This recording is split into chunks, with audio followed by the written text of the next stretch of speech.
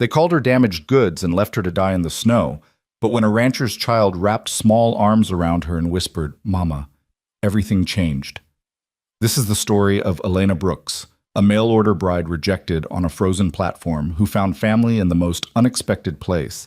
A story of second chances, fierce protection, and love that defied every judgment. Stay with me until the very end, and comment what city you're watching from. I want to see how far Elena's story travels. The wind screamed across the Wyoming platform like something alive and hungry, tearing through Elena Brooks' thin traveling coat as if the fabric were made of paper. Snow came down in sheets so thick she could barely see 3 feet ahead, and the cold, God, the cold, had stopped hurting 20 minutes ago. That was the dangerous part. She'd read once, in some book whose title she couldn't remember, that when you stopped shivering, when the cold turned from agony to a strange drifting numbness, you were close to the end. Elena's fingers had gone white inside her threadbare gloves. Her lips felt thick and clumsy. The platform was empty now, the last of the afternoon train passengers having scattered into the dying light, swallowed by the storm. Even the station master had retreated inside, locking the door against the weather and against her. She stood alone with her battered carpetbag at her feet, everything she owned compressed into that single piece of luggage, and tried to remember how to breathe without sobbing. He looked at me like I was garbage. Silas Dorman, the rancher who'd sent for her, the man who'd promised through carefully written letters over 6 months that he was looking for a wife, someone strong enough for frontier life, kind enough for his home, willing enough to build something real in this harsh country. His letters had been stiff but sincere. He'd sent money for her passage from St. Louis, enough for a third-class ticket and a new dress she couldn't afford to buy. She'd traveled for 8 days, trading the suffocating smoke and crowds of the city for this raw, beautiful emptiness.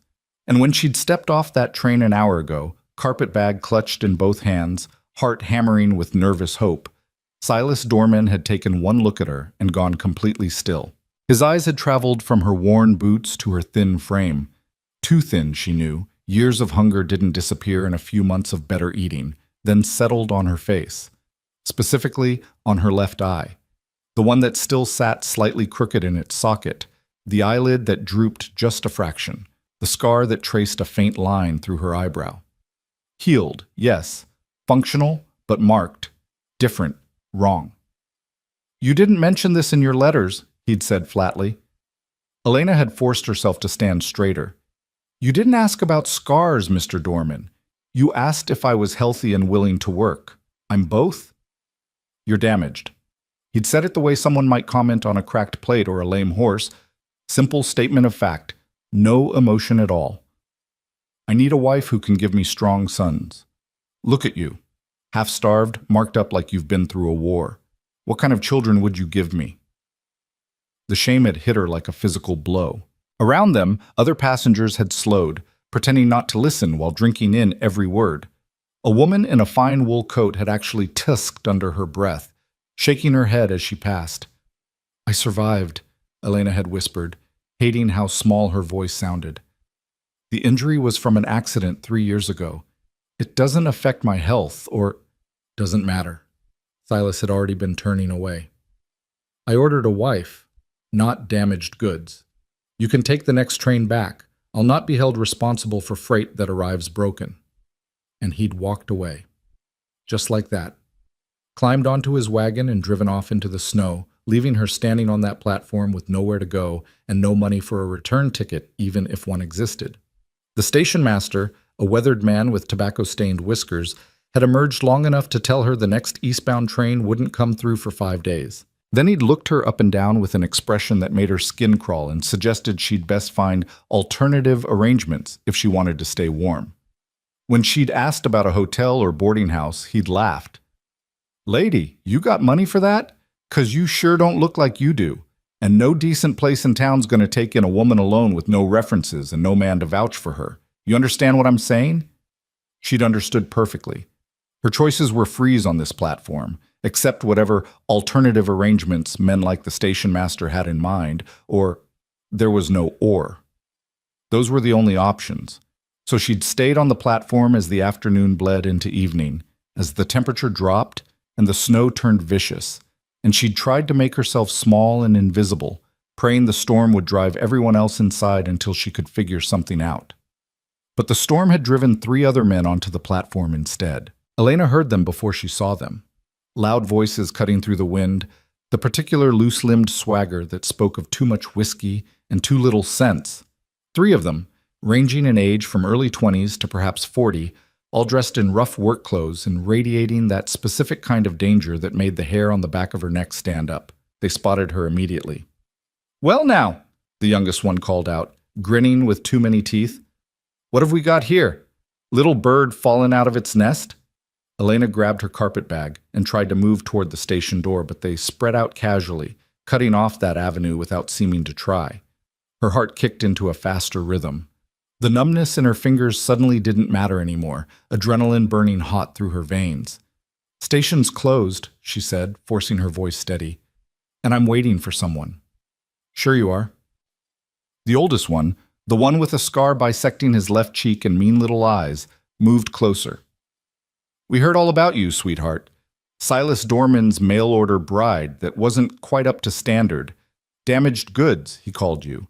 Left you out here in the cold." "That's between me and Mr. Dorman," Elena said, backing up a step.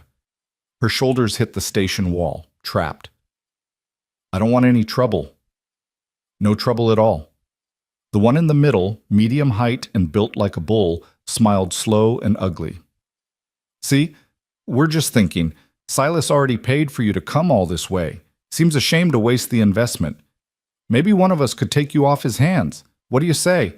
I got a cabin about 10 miles north. Nothing fancy, but it's warm, and I'm not so particular about a crooked eye." "No." The word came out harder than she intended. "Thank you, but no. I'll be fine on my own." Thing is," Scarface said, moving even closer, and now she could smell the whiskey on his breath. "You don't look fine. You look about 2 hours from frozen solid, and there ain't nobody coming to help you, so maybe you should reconsider your options while you still got choices to make." His hand reached for her arm. Elena jerked back, her carpet bag swinging up instinctively as a barrier between them, and the rage that she'd been swallowing all day suddenly roared up her throat in a scream. "Don't you touch me!" They laughed. All 3 of them, like her terror, was the funniest thing they'd seen all week. Scarface grabbed for her again, and this time his fingers caught her wrist, squeezing hard enough to hurt. "Now, honey, no need for all that. Let her go." The voice came from behind them, quiet and absolutely cold, cutting through the wind and the snow, and the men's laughter like a blade through silk. All 4 of them spun around. A man stood at the edge of the platform, tall and broad-shouldered, wearing a heavy sheepskin coat and a hat pulled low against the weather. Snow clung to his shoulders.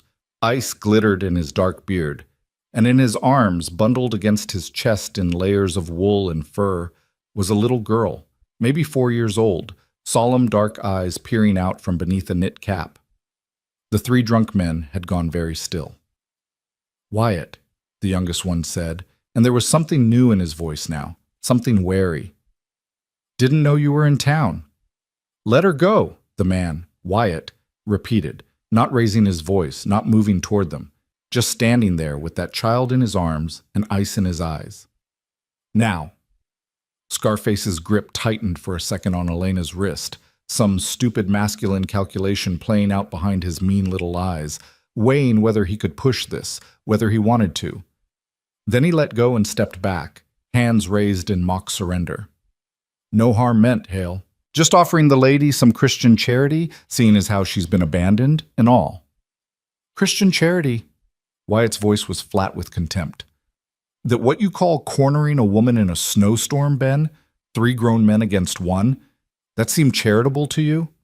Now, Wyatt, get out of here, all 3 of you, before I decide you need a more permanent lesson in hospitality."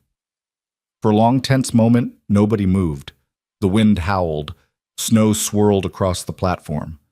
Elena could hear her own heartbeat pounding in her ears, could feel the place on her wrist where Scarface, Ben, had grabbed her, could taste copper fear on her tongue. Then Bullbuilt muttered something under his breath and turned away. The young one followed immediately. Ben held Wyatt's gaze for another few seconds, then spat in the snow and stalked off into the storm. Silence crashed down like a weight. Elena sagged against the station wall, her legs suddenly unreliable. her breath coming in short, sharp gasps that might have been laughter, or tears, or both. The numbness was gone now, replaced by pins and needles, and the horrible shaking that came after danger passed. "Thank you," she managed. Thank you. I couldn't." "How long have you been out here?" Wyatt asked, and his voice had gentled slightly, though it still carried that core of stone underneath. "Since the afternoon train." Elena wrapped her arms around herself, trying to stop the shaking. 3, 4 hours, maybe? I'm not sure anymore." The little girl in his arms made a soft, distressed sound and buried her face against Wyatt's shoulder. He looked at Elena for a long moment, really looked, his eyes traveling over her thin coat, her soaked-through boots, the way she couldn't stop shivering. When he spoke again, there was something like anger in his voice, though she didn't think it was directed at her. "You're hypothermic. Another hour and you'd be past saving." He shifted the child in his arms. "Can you walk?"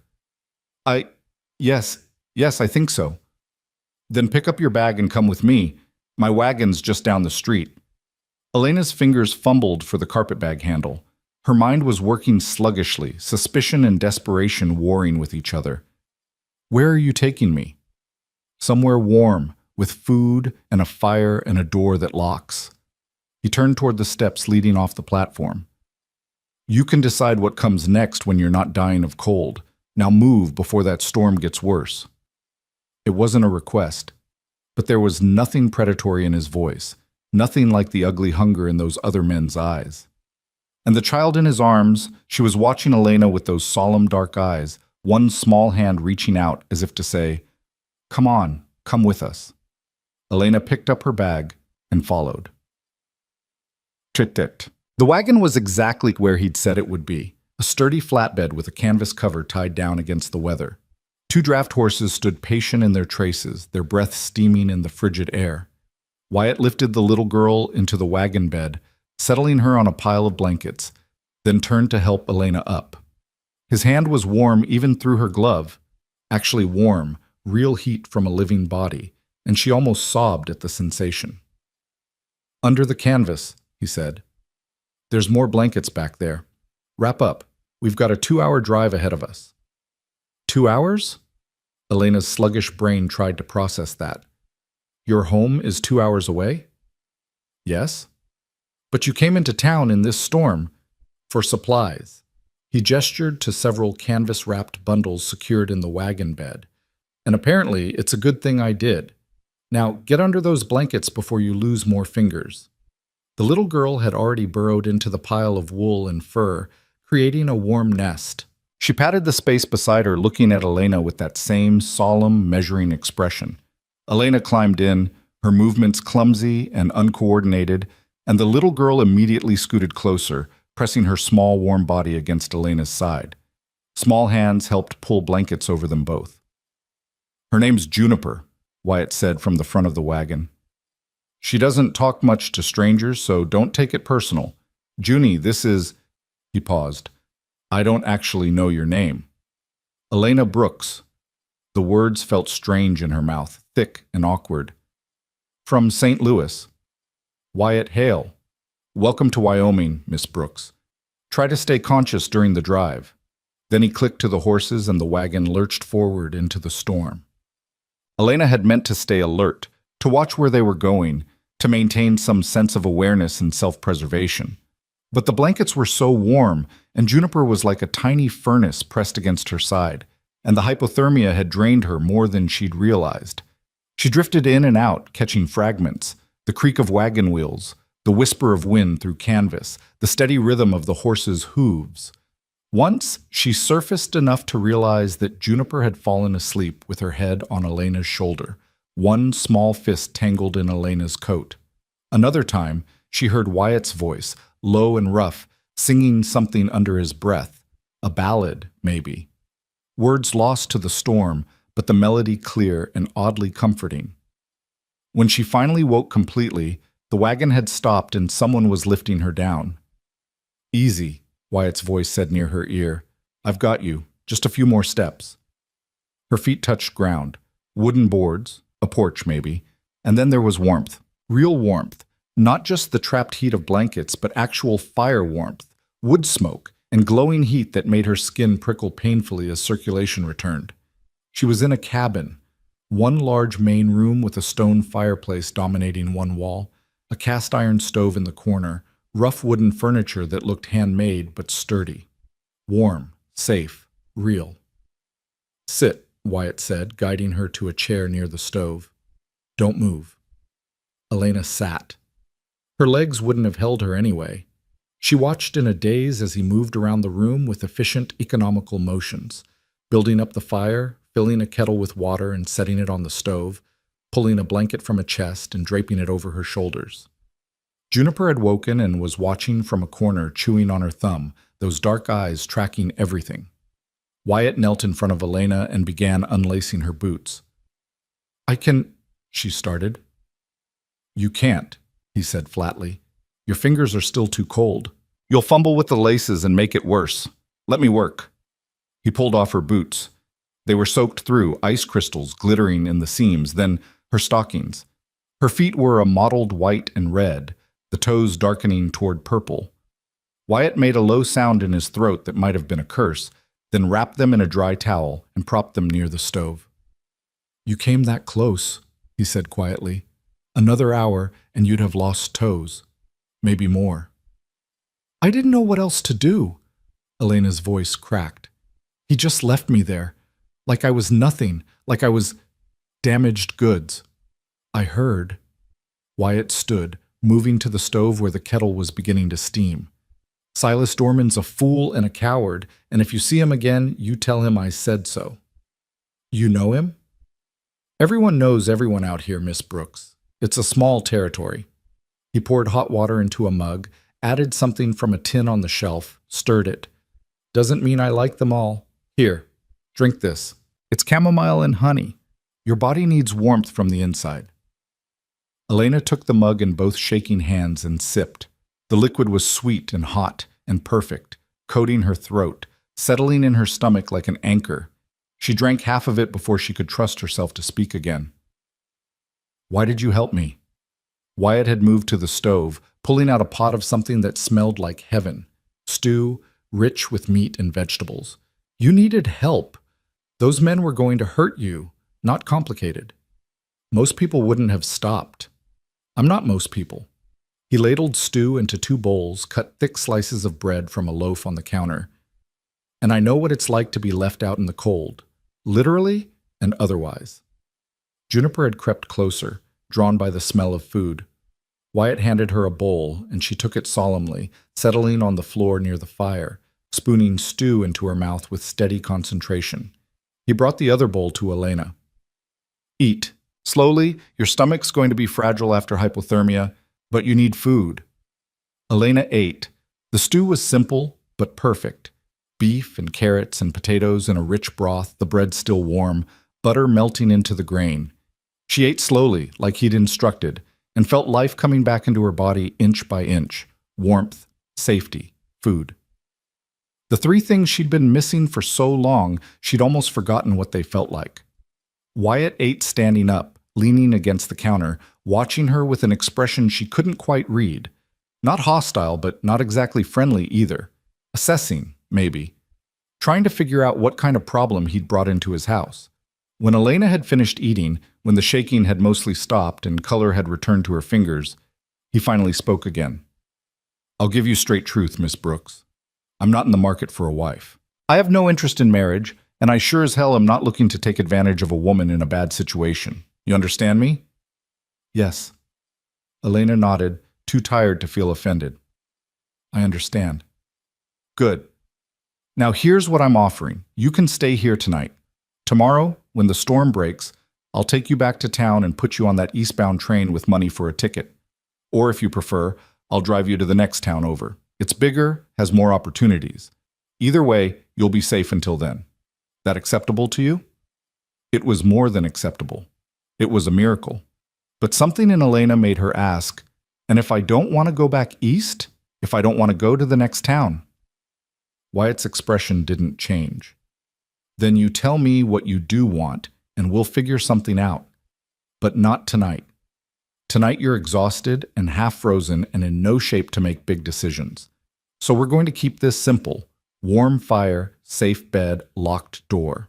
Tomorrow we'll talk about everything else. Okay? Elena pulled the blanket tighter around her shoulders. Thank you. For everything. I can't. Don't thank me yet, Wyatt said, almost gently. Thank me tomorrow when you're warm and fed and thinking clearly. For now, just rest.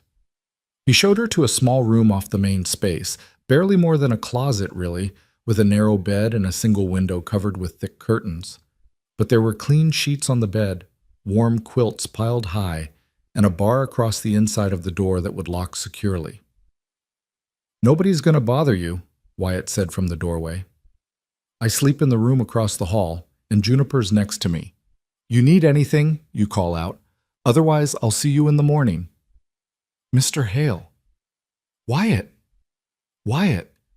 Elena looked at him, this strange, gruff man who'd saved her life for no reason except that she'd needed saving. Why did you really bring me here? You could have taken me to someone else in town, a church maybe, or churches in Hollow Creek close at sunset, and there's no parson lives close enough to matter. And I told you, I know what it's like to be left in the cold. His expression shifted, something old and painful moving behind his eyes. Let's leave it at that for tonight. He pulled the door closed behind him. Elena stood in that small room, listening to his footsteps retreat, listening to the murmur of his voice as he settled Juniper in bed, listening to the crackle of the fire in the main room. Outside, the storm continued its assault.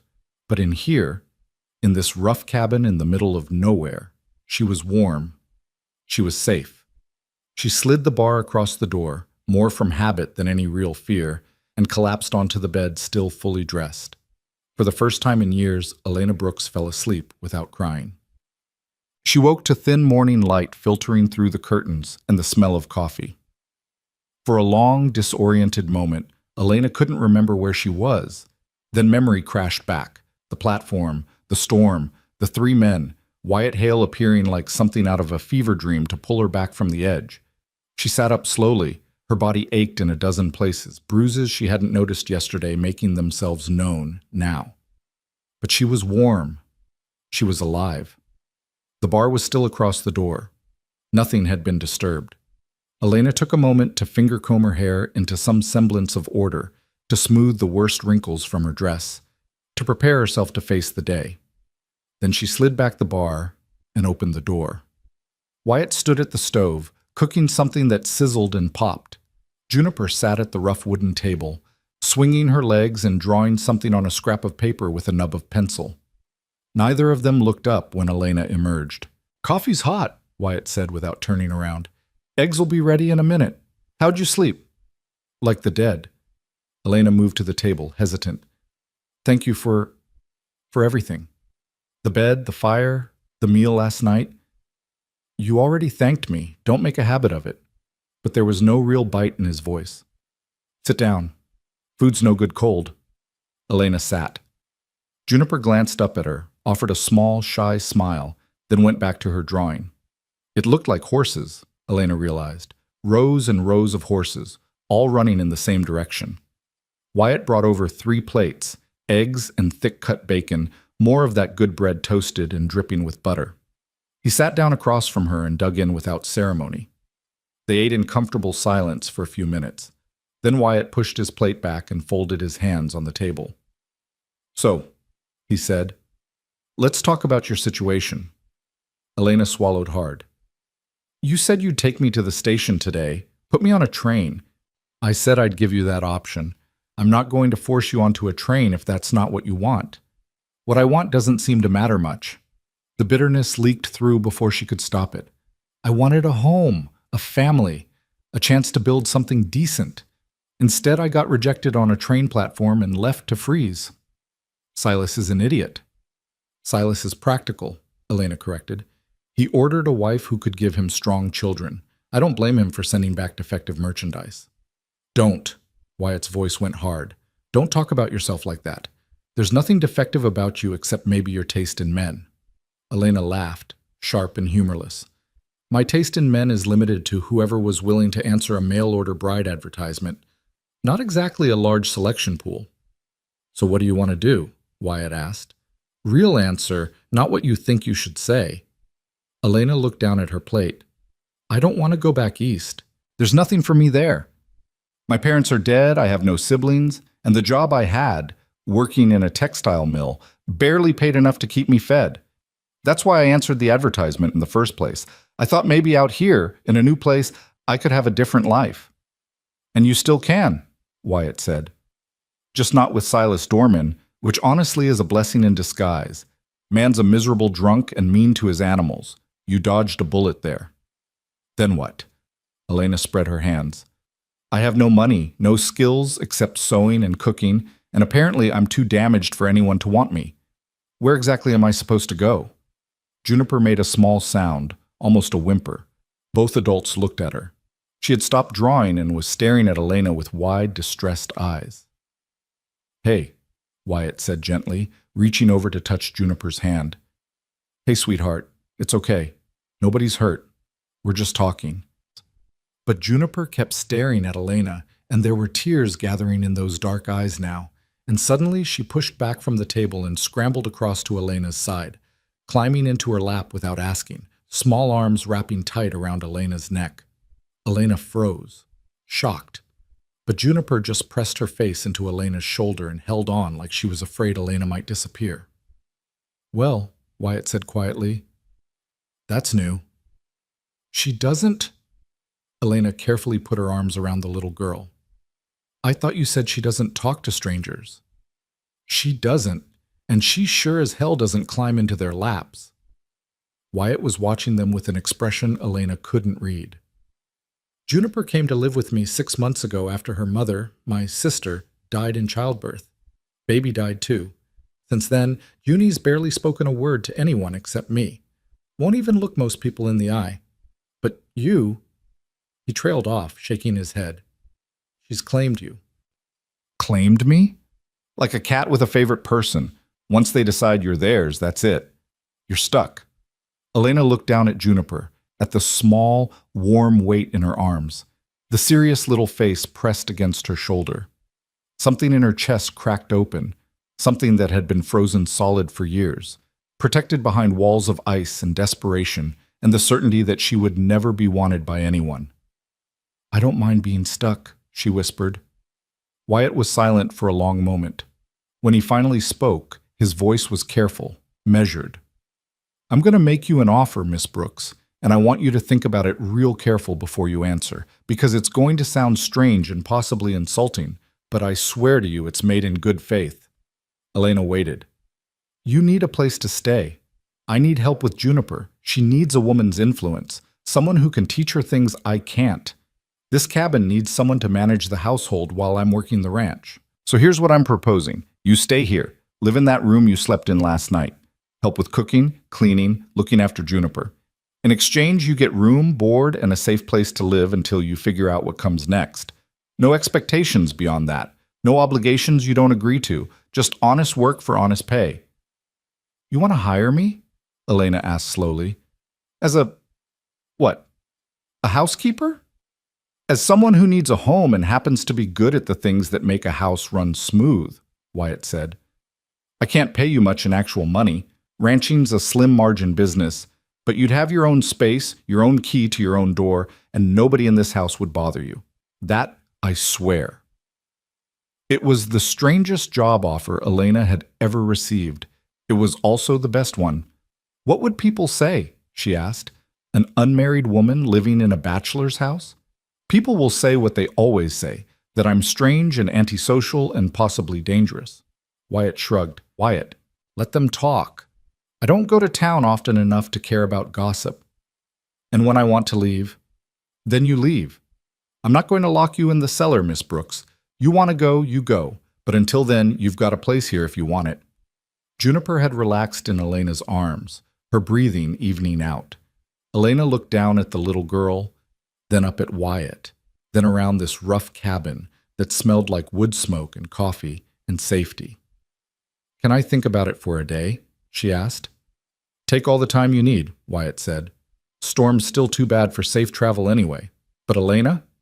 He used her first name for the first time, and it sounded strange and right in his rough voice. I meant what I said last night.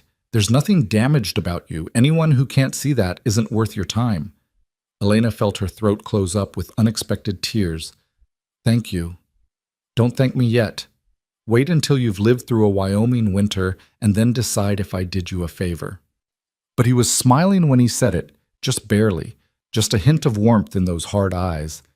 And for the first time since stepping off that train, Elena thought maybe she had found something worth staying for. Elena stayed. Not because she had nowhere else to go, though that was certainly true, but because when she woke on the third morning in that small, clean room with sunlight streaming through the curtains and the smell of coffee drifting under the door, she realized she hadn't woken afraid. For the first time in longer than she could remember, she'd opened her eyes without that immediate clench of dread in her stomach, that automatic calculation of what threats the day might hold. She found Wyatt in the barn, mucking out stalls while Juniper sat on an overturned bucket nearby, watching him work with that same solemn intensity she brought to everything. Neither of them heard Elena approach until she cleared her throat. Wyatt straightened, pitchfork in hand, hay dust coating his shoulders. Morning. I'd like to accept your offer, Elena said without preamble. If it still stands. Something shifted in his expression. Not quite relief, but close. It stands. You sure? I'm sure. Elena folded her arms against the morning chill. I'm good at cooking and cleaning, I can sew and mend, and I promise I'll earn my keep. I won't be dead weight. Never thought you would be. Wyatt stabbed the pitchfork into the ground. Juniper's already attached to you anyway. Might as well make it official. As if summoned by her name, Juniper hopped off her bucket and ran to Elena, wrapping both arms around Elena's legs in a fierce hug. Elena's hand came down automatically to rest on the child's head, and the rightness of that simple gesture nearly broke her. Then it's settled, Wyatt said. You'll take meals with us, use the washroom as needed, and your room's your own space. I won't come in without knocking. There's a lock on the inside if you want additional peace of mind. Fair? More than fair. Elena hesitated. Should we write something down? Make it official? You want a contract? I just want to make sure we're clear on expectations, so there's no confusion later. Wyatt studied her for a long moment, and Elena had the uncomfortable sensation that he was seeing past all her careful words to the fear underneath. Fear that this arrangement would shift without warning, that promises made in daylight would be broken after dark, that she'd wake up one morning to find the terms had changed and she'd be trapped again. All right, he said quietly. After breakfast, we'll sit down and write out exactly what we're both agreeing to. Terms, conditions, everything spelled out clear. That work for you? Yes. Thank you. They did exactly that. After a breakfast of oatmeal and dried apples, Wyatt pulled out paper and pencil, and they negotiated the terms of Elena's employment like two business partners hammering out a contract. Room and board in exchange for household management, cooking, laundry, and helping care for Juniper. Elena would have 1 full day off per week, Sundays she chose, and could leave the arrangement at any time with 2 weeks' notice. Wyatt would provide transportation to town once monthly for any supplies or personal business Elena needed to conduct. Neither party would enter the other's private quarters without permission. At the bottom, they both signed their names. Wyatt Brooks Hale in a bold, confident scrawl. Elena Catherine Brooks in careful, precise script. There, Wyatt said, pushing the paper across to her. Legal as we can make it without involving lawyers. You keep that somewhere safe. Elena folded the paper and tucked it into her pocket. The weight of it felt like armor.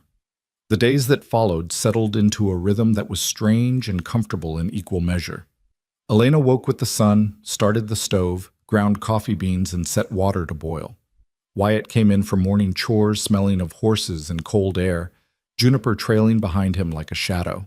They ate breakfast together, simple food, but plentiful, and Elena took quiet pride in the way Wyatt's tense shoulders would relax slightly after the first cup of coffee, the way Juniper would hum contentedly over her oatmeal. After breakfast, Wyatt disappeared into the demands of the ranch, fences to mend, animals to tend, wood to chop, 1,000 tasks that seemed to multiply faster than he could complete them. Elena threw herself into transforming the cabin from a bachelor's rough shelter into something that felt like a home. She scrubbed floors until her knuckles were raw.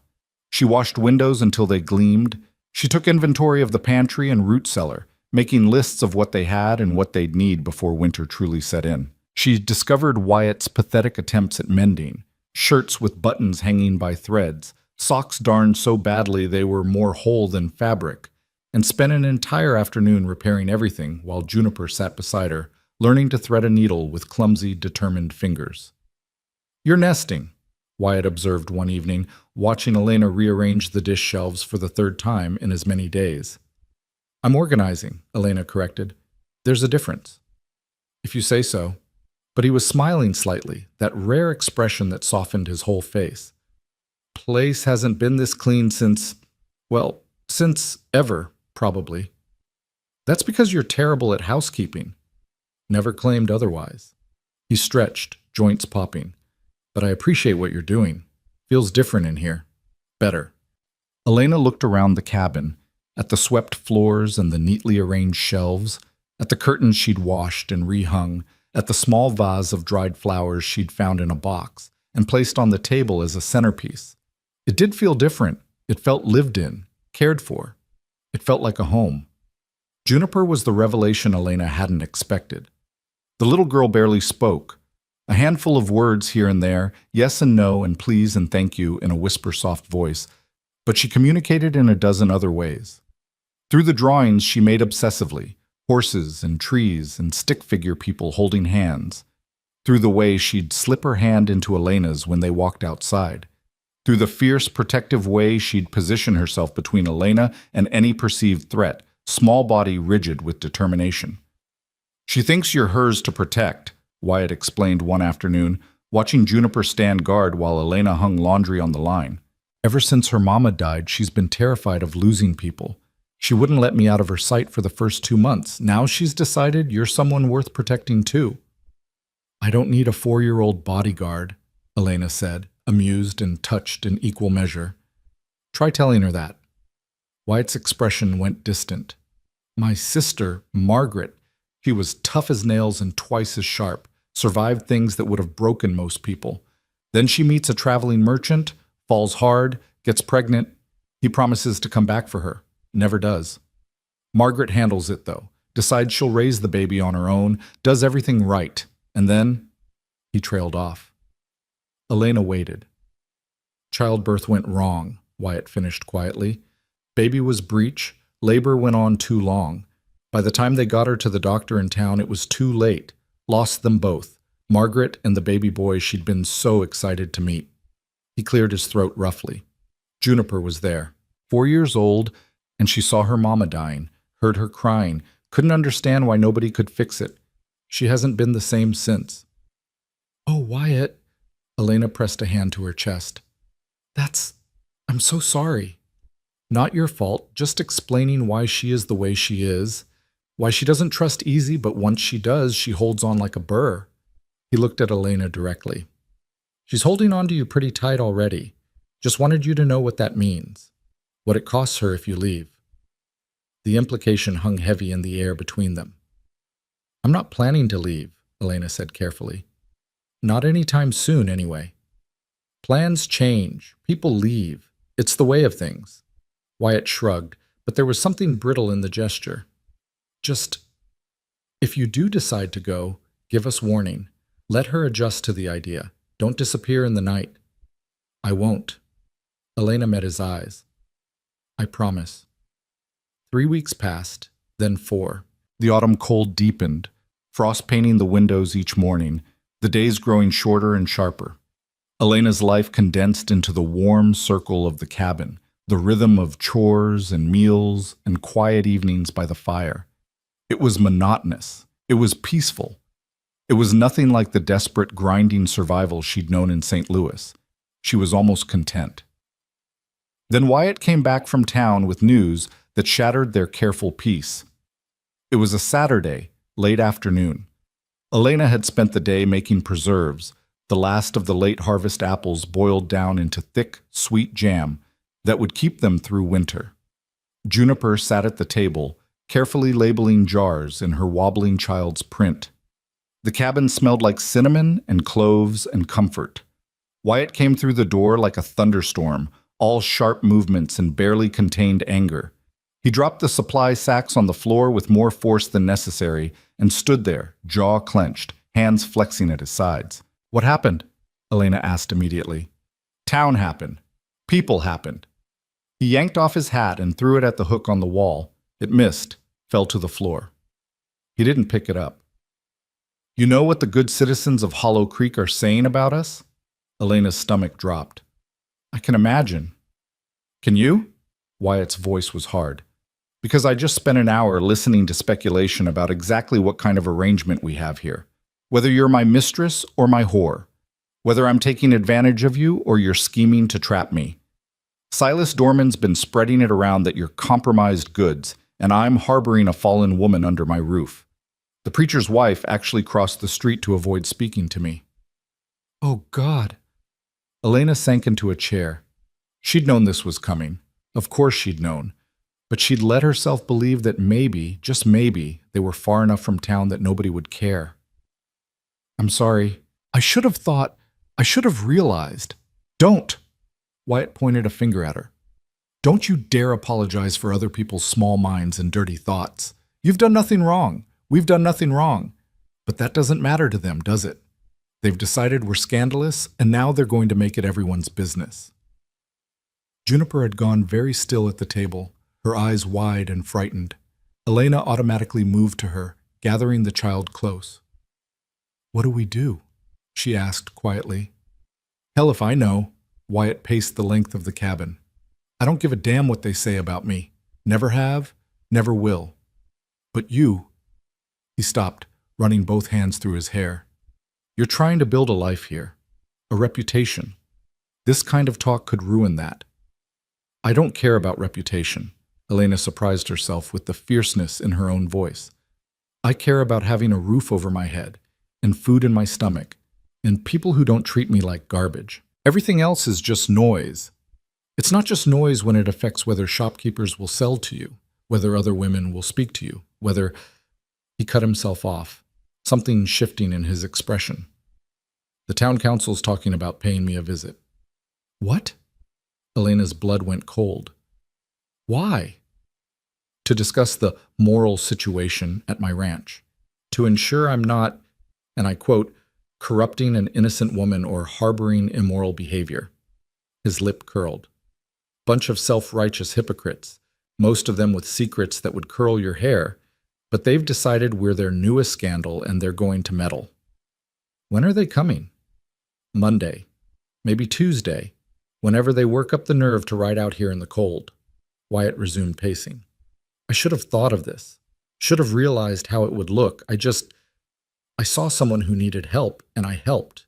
Didn't occur to me that would be considered suspect behavior." Elena thought fast, her mind racing through options and consequences. "What if I leave?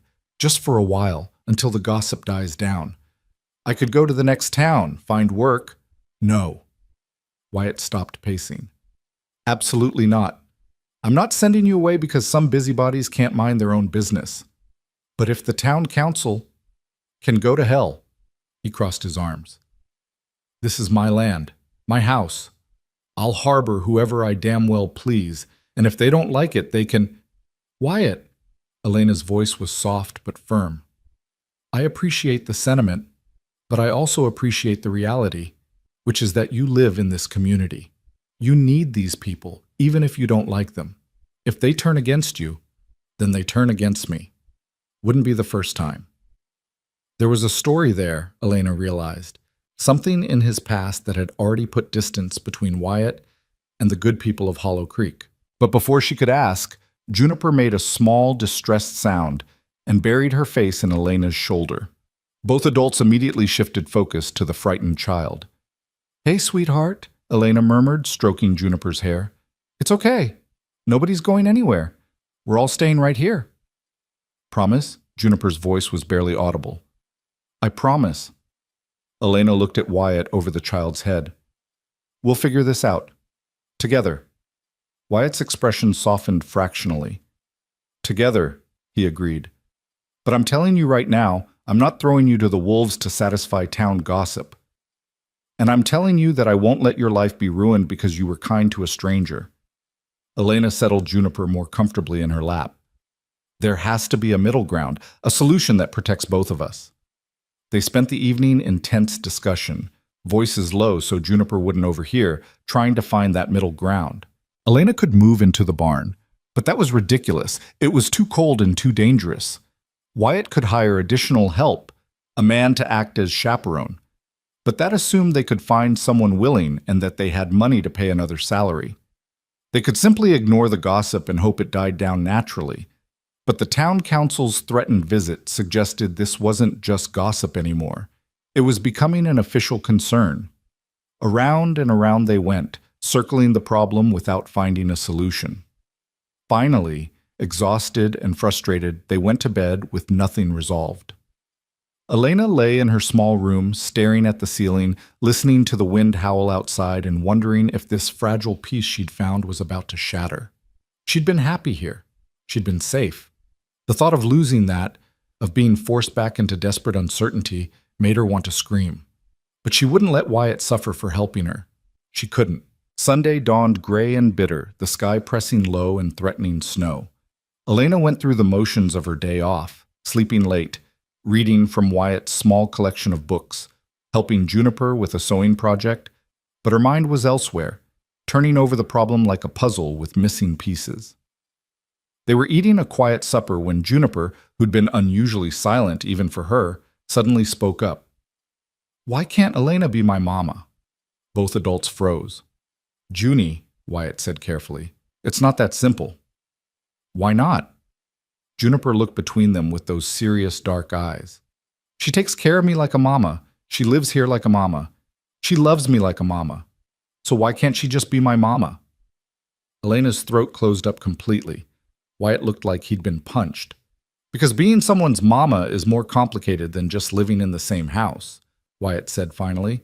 "There are rules and stupid rules," Juniper said with sudden fierce conviction. "Stupid rules that make Elena go away." "Nobody's going anywhere, sweetheart," Elena managed. "I promise." But Juniper shook her head, tears welling up. "You said that, but everyone says that. Mama said she'd be fine and then she went away and never came back. Papa said he'd come get us and he never did. Everyone leaves. Everyone lies." She scrambled down from her chair and ran to her room, slamming the door behind her. Elena and Wyatt sat in stunned silence. "Out of the mouths of babes," Wyatt said quietly. "She's 4 years old. She doesn't understand. She understands better than we do." Wyatt pushed his plate away. "She's asking the question everyone else is dancing around. If you're doing all the work of being a wife and mother, why aren't you actually a wife and mother?" Elena's heart stuttered. "Wyatt, I'm not proposing." He held up a hand quickly. "Don't panic. I'm just saying she's got a point. In the eyes of the town, the only acceptable way for us to live like this is if we're married. Any other arrangement is scandalous. Marriage is a legal bond. It's not something to enter into lightly, just to satisfy busybodies." "I know that." Wyatt stood, began clearing dishes. "I'm just thinking out loud, trying to see all the angles."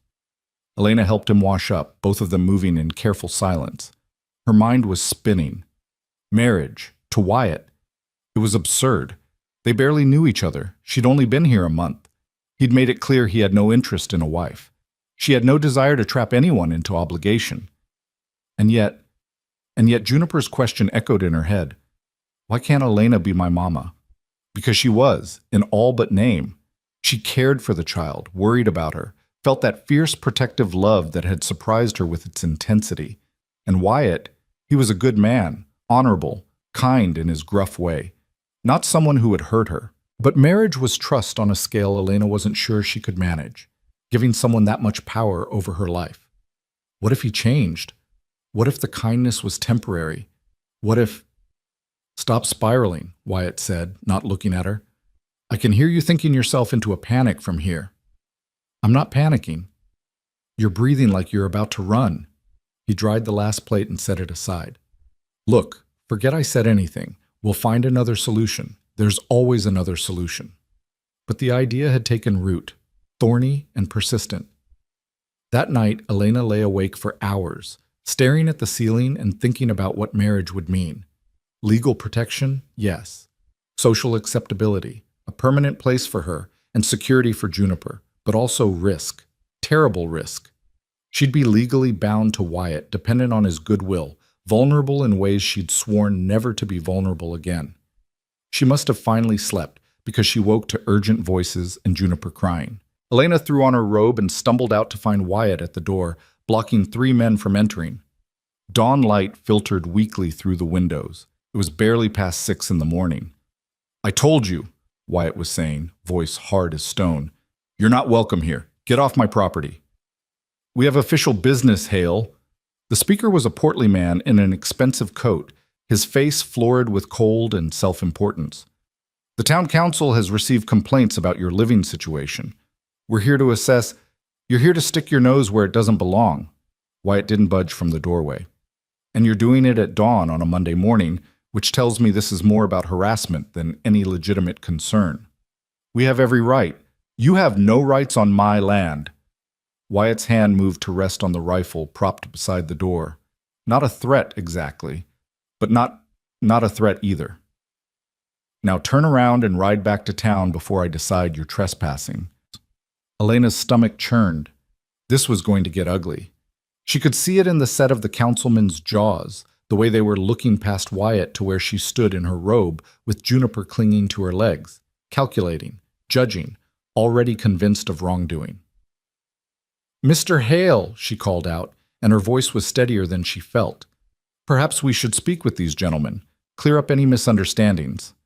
"There's nothing to clear up." Wyatt didn't turn around. "These men came here looking for scandal. I'm not going to perform for their entertainment." "We came here," the portly man said, "because an unmarried woman living with a bachelor raises questions of morality and propriety. Questions the community has a right." "The community has no rights over what happens in my private home," Wyatt interrupted. "Elena Brooks is my employee. She has her own room, her own arrangements, and her presence here is no more scandalous than hiring a ranch hand, which I noticed nobody had a problem with when I employed that drifter last spring." "A woman is different," one of the other councilmen spoke up. "Propriety demands—" "Propriety is just another word for control," Wyatt said flatly, "and I'm not interested." The tension was escalating. Elena could feel it building toward violence. Nothing Wyatt did, but the councilmen's faces were getting redder, their postures more aggressive. In another minute, someone would say something unforgivable, and this would explode into something far worse than gossip. She made a decision. "Gentlemen," Elena said, stepping forward with Juniper still attached to her legs, "I appreciate your concern for my welfare. Truly. It's kind of you to worry about a stranger's situation." Wyatt shot her a sharp look. She ignored it. "However," she continued, "I want to assure you that my arrangement with Mr. Hale is entirely proper. I have my own locked quarters. I am well compensated for my work, and at no time has Mr. Hale been anything less than a complete gentleman. Your concern, while noted, is unnecessary." "That may be your perspective, Miss Brooks," the portly man said, "but the appearance of impropriety is often as damaging as actual impropriety. Surely you can see how this situation looks to others." "What I see," Elena said quietly, "is that I was dying on a train platform and Mr. Hale saved my life. What I see is that a frightened little girl needed stability and care. What I see is honest work and honest living. If others choose to see something different, that says more about them than about us." One of the councilmen, younger than the others, with a less certain expression, shifted uncomfortably. "She has a point, Marcus. If nothing unseemly is actually happening, the appearance matters," Marcus, the portly one, insisted. "And the appearance here is, then marry me." Everyone froze. Elena's heart stopped. She turned slowly to look at Wyatt, certain she'd misheard. He wasn't looking at the councilman anymore. He was looking directly at her, his expression unreadable, but his voice absolutely steady. "Marry me," he repeated. "Right now, today. These men can serve as witnesses. That solve your appearance problem?"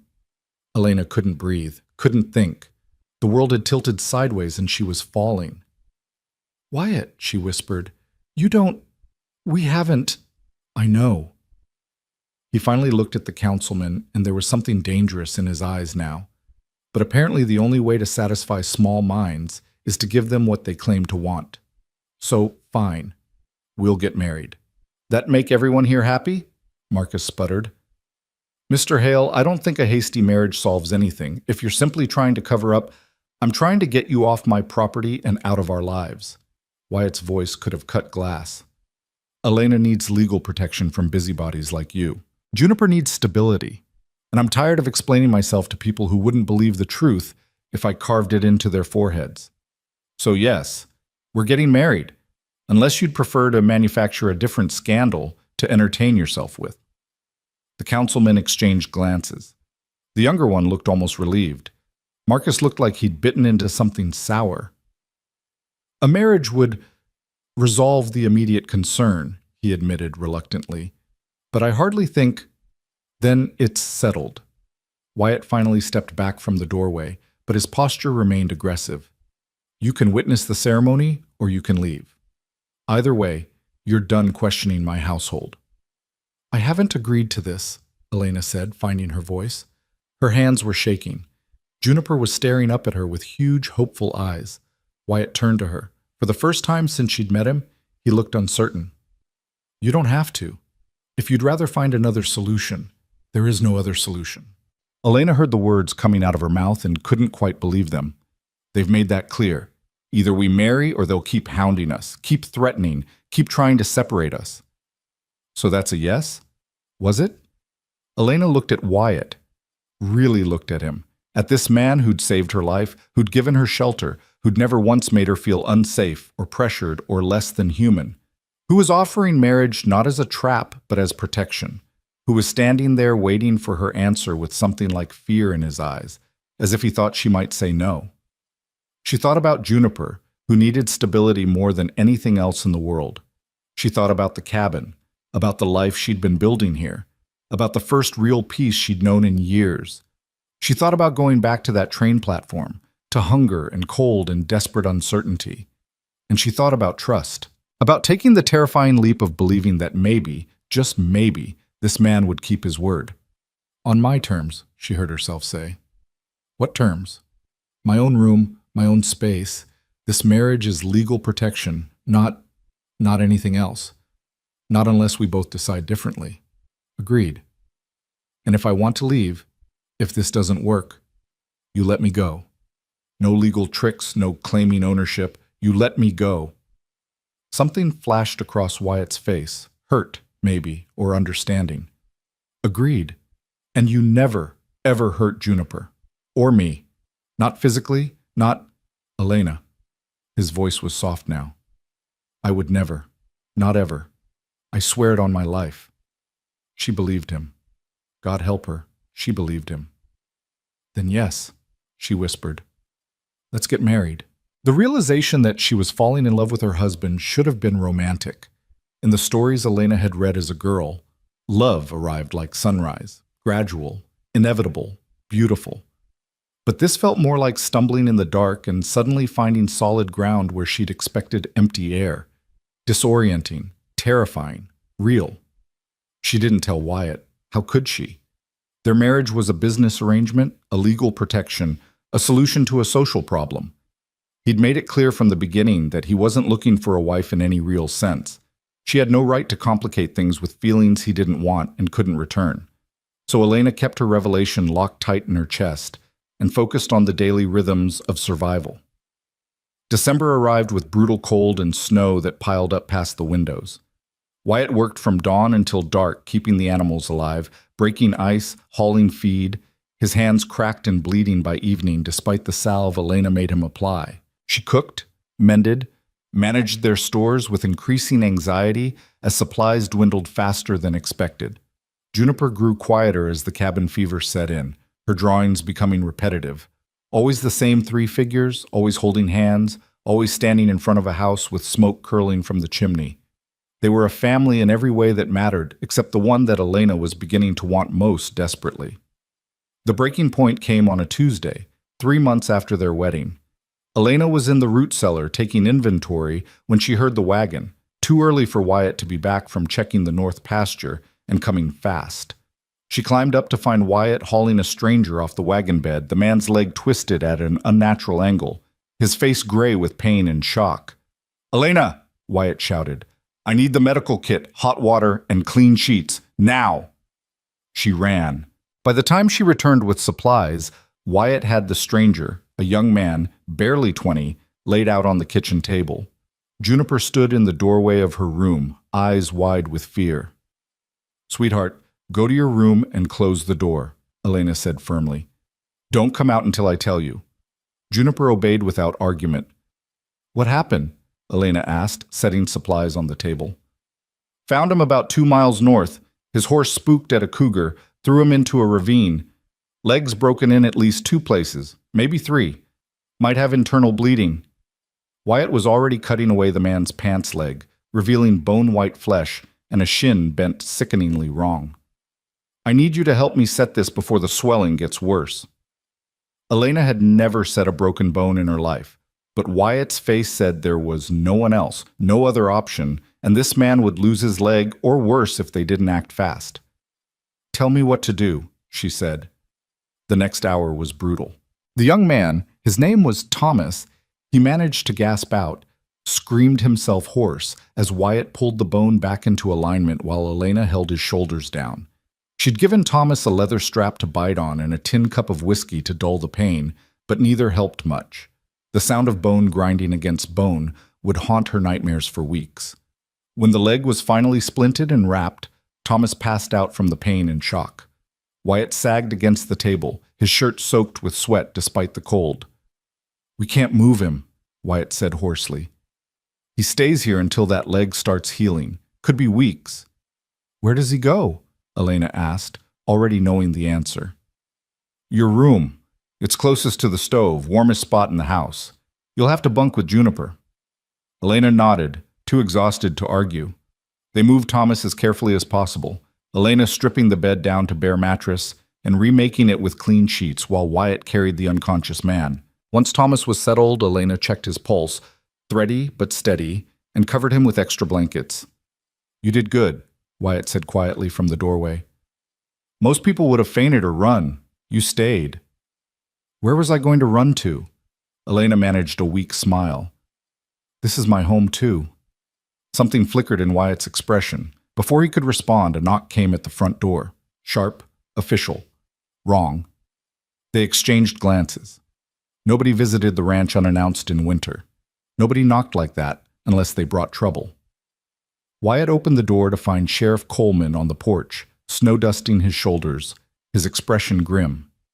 Behind him stood a man Elena had never seen before, well-dressed in city clothes with cold eyes and a lawyer's calculating face. "Hale," the sheriff said. "We need to talk. Can we come in?" "Depends what this is about." Wyatt didn't move from the doorway. "It's about the child, Juniper." The stranger spoke up, his voice clipped and precise. "I'm Harold Morrison, attorney representing Mr. Charles Fletcher. Mr. Fletcher is Juniper's biological father, and he's filed for custody." The world tilted sideways. Elena grabbed the door frame for support. Wyatt had gone absolutely still, his face draining of color. "Charles Fletcher is dead," Wyatt said flatly. "Or might as well be. He abandoned my sister when she got pregnant. Never sent money, never checked if his daughter was alive or dead. He has no rights here." "Actually," Morrison said with the smugness of a man who knows he holds all the legal cards, "Mr. Fletcher is very much alive and recently remarried. He and his new wife are eager to provide Juniper with a proper home, one with 2 parents, financial stability, and all the advantages a child deserves." "She has 2 parents," Elena said, finding her voice. "She has us." Morrison's eyes flicked to her dismissively. "You're the mail-order bride, correct? Married to Mr. Hale for what, 3 months now? Hardly a stable parental situation. Whereas Mr. Fletcher can provide education, social connections, a future." "Get off my property," Wyatt said, his voice deadly quiet. "Mr. Hale, I'm here in an official capacity," Sheriff Coleman interjected, looking uncomfortable. "I have to serve these papers. Court hearing is set for January 15th. You'll need to appear with the child." He held out a folded document. Wyatt took it mechanically, staring at it like it might bite. "This is insane," Elena said. "Juniper's mother is dead. Charles Fletcher never wanted her. Why would he suddenly—" "Mr. Fletcher's new wife is barren," Morrison said bluntly. "They want a child to complete their family. And as the biological father, Mr. Fletcher has every right to claim his daughter." "She's not a possession to claim," Elena's voice rose. "She's a little girl who's been through hell. You can't just rip her away from everything she knows." "That's for the judge to decide, Mrs. Hale." Morrison tipped his hat with mock politeness. "We'll see you in court. I suggest you retain counsel, though I doubt you'll find many lawyers willing to take a case this clear-cut." He left. Sheriff Coleman lingered on the porch, his expression pained.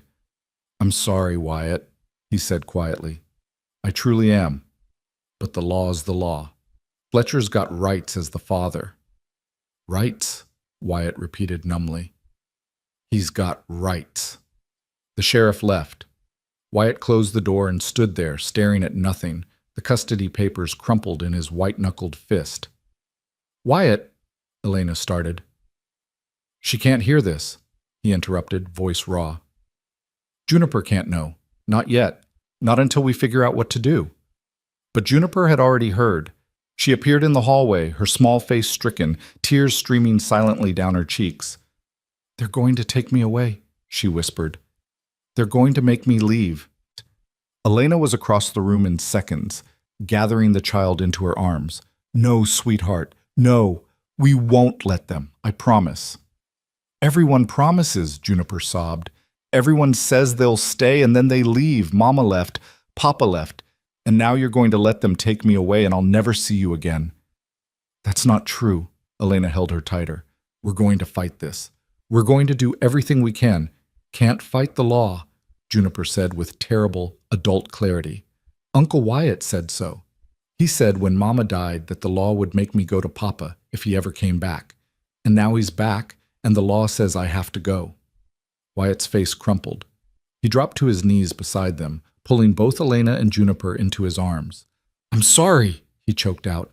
"God, Junie, I'm so sorry. I should have adopted you properly, should have done something to protect you." "Can't you adopt her now?" Elena asked desperately. "Make it legal before the hearing? Takes months, court approval, home visits, background checks. We don't have time." Wyatt's voice was breaking. "And even if we did, biological father's rights usually trump everything else. Fletcher has a legitimate claim." They sat there on the floor, the three of them clinging to each other, while Juniper cried herself into hiccuping exhaustion. When she finally fell asleep, still wrapped around Elena, Wyatt carried her to bed and stayed there stroking her hair until he was sure she wouldn't wake. Elena made coffee, neither of them would drink, and sat at the table reading through the custody papers with growing horror. The case was airtight. Charles Fletcher, respectable businessman with property and connections, married to a woman of good family, could provide education, opportunity, everything a child needed. Versus Wyatt Hale, struggling rancher with a hasty marriage to a former mail-order bride. No contest. "We need a lawyer," she said when Wyatt emerged from Juniper's room. "Someone good, someone who can fight this." "We can't afford a good lawyer, barely afford any lawyer." Wyatt slumped into a chair. And Morrison was right.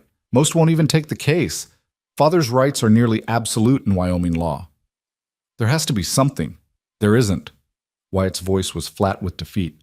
"I've been through this already in my head. Every angle, every possibility. Unless Fletcher is proven unfit, drunk, violent, criminal, the judge will give him custody. And Fletcher's smart. He's been building his case, making sure he looks like the perfect father.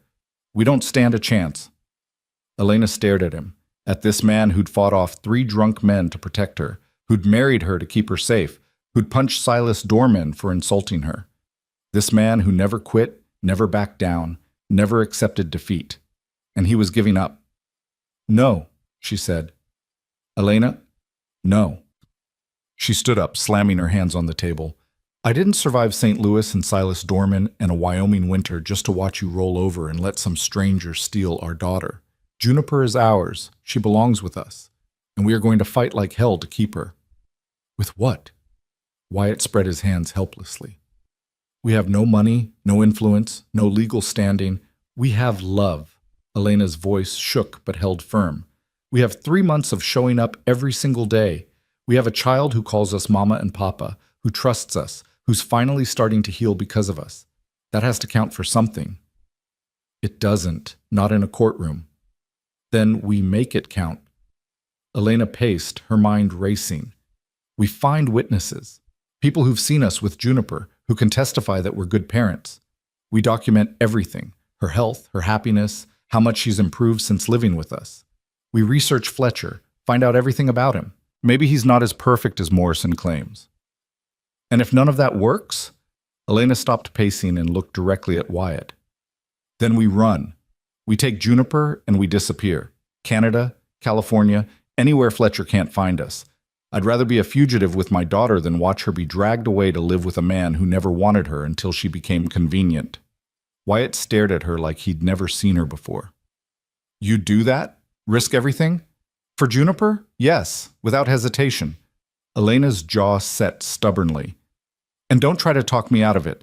I know it's illegal and dangerous and could ruin all our lives, but that child is mine in every way that matters, and I protect what's mine. Something blazed to life in Wyatt's eyes. Hope, maybe, or determination, or something fiercer and more desperate. He stood up and crossed to her, taking her face in both his work-roughened hands. You're the strongest person I've ever met, he said roughly. And I'm grateful every day that you walked into our lives. Elena's breath caught. They were standing too close, the air between them charged with everything they'd left unsaid for months. She could see gold flecks in his dark eyes, could count the silver threads in his beard, could feel his breath warm on her face. Wyatt, she whispered. The kiss happened like lightning, sudden, overwhelming, inevitable. Wyatt's mouth found hers with desperate hunger, his hands sliding into her hair. Elena made a small sound and kissed him back just as fiercely. 3 months of longing and fear and hope pouring out in that single moment of connection. When they finally broke apart, both breathing hard, Wyatt rested his forehead against hers. I'm sorry, he said. I shouldn't have. We agreed. Don't you dare apologize. Elena's hands fisted in his shirt. Don't you dare. I can't lose you both. Can't lose Juniper to Fletcher and can't lose you because I complicated things by... You didn't complicate anything. Elena pulled back enough to meet his eyes. Wyatt, I've been falling for you since the day you set that broken leg without flinching, since you defended me to Silas, since you showed me what it means to have a partner instead of a master. I'm in love with you, have been for weeks. And I know that's not part of our agreement. I know you didn't sign up for that, but I can't keep pretending anymore. Wyatt's expression transformed, shock giving way to something that looked almost like joy. You love me? Yes, you impossible man. I love you.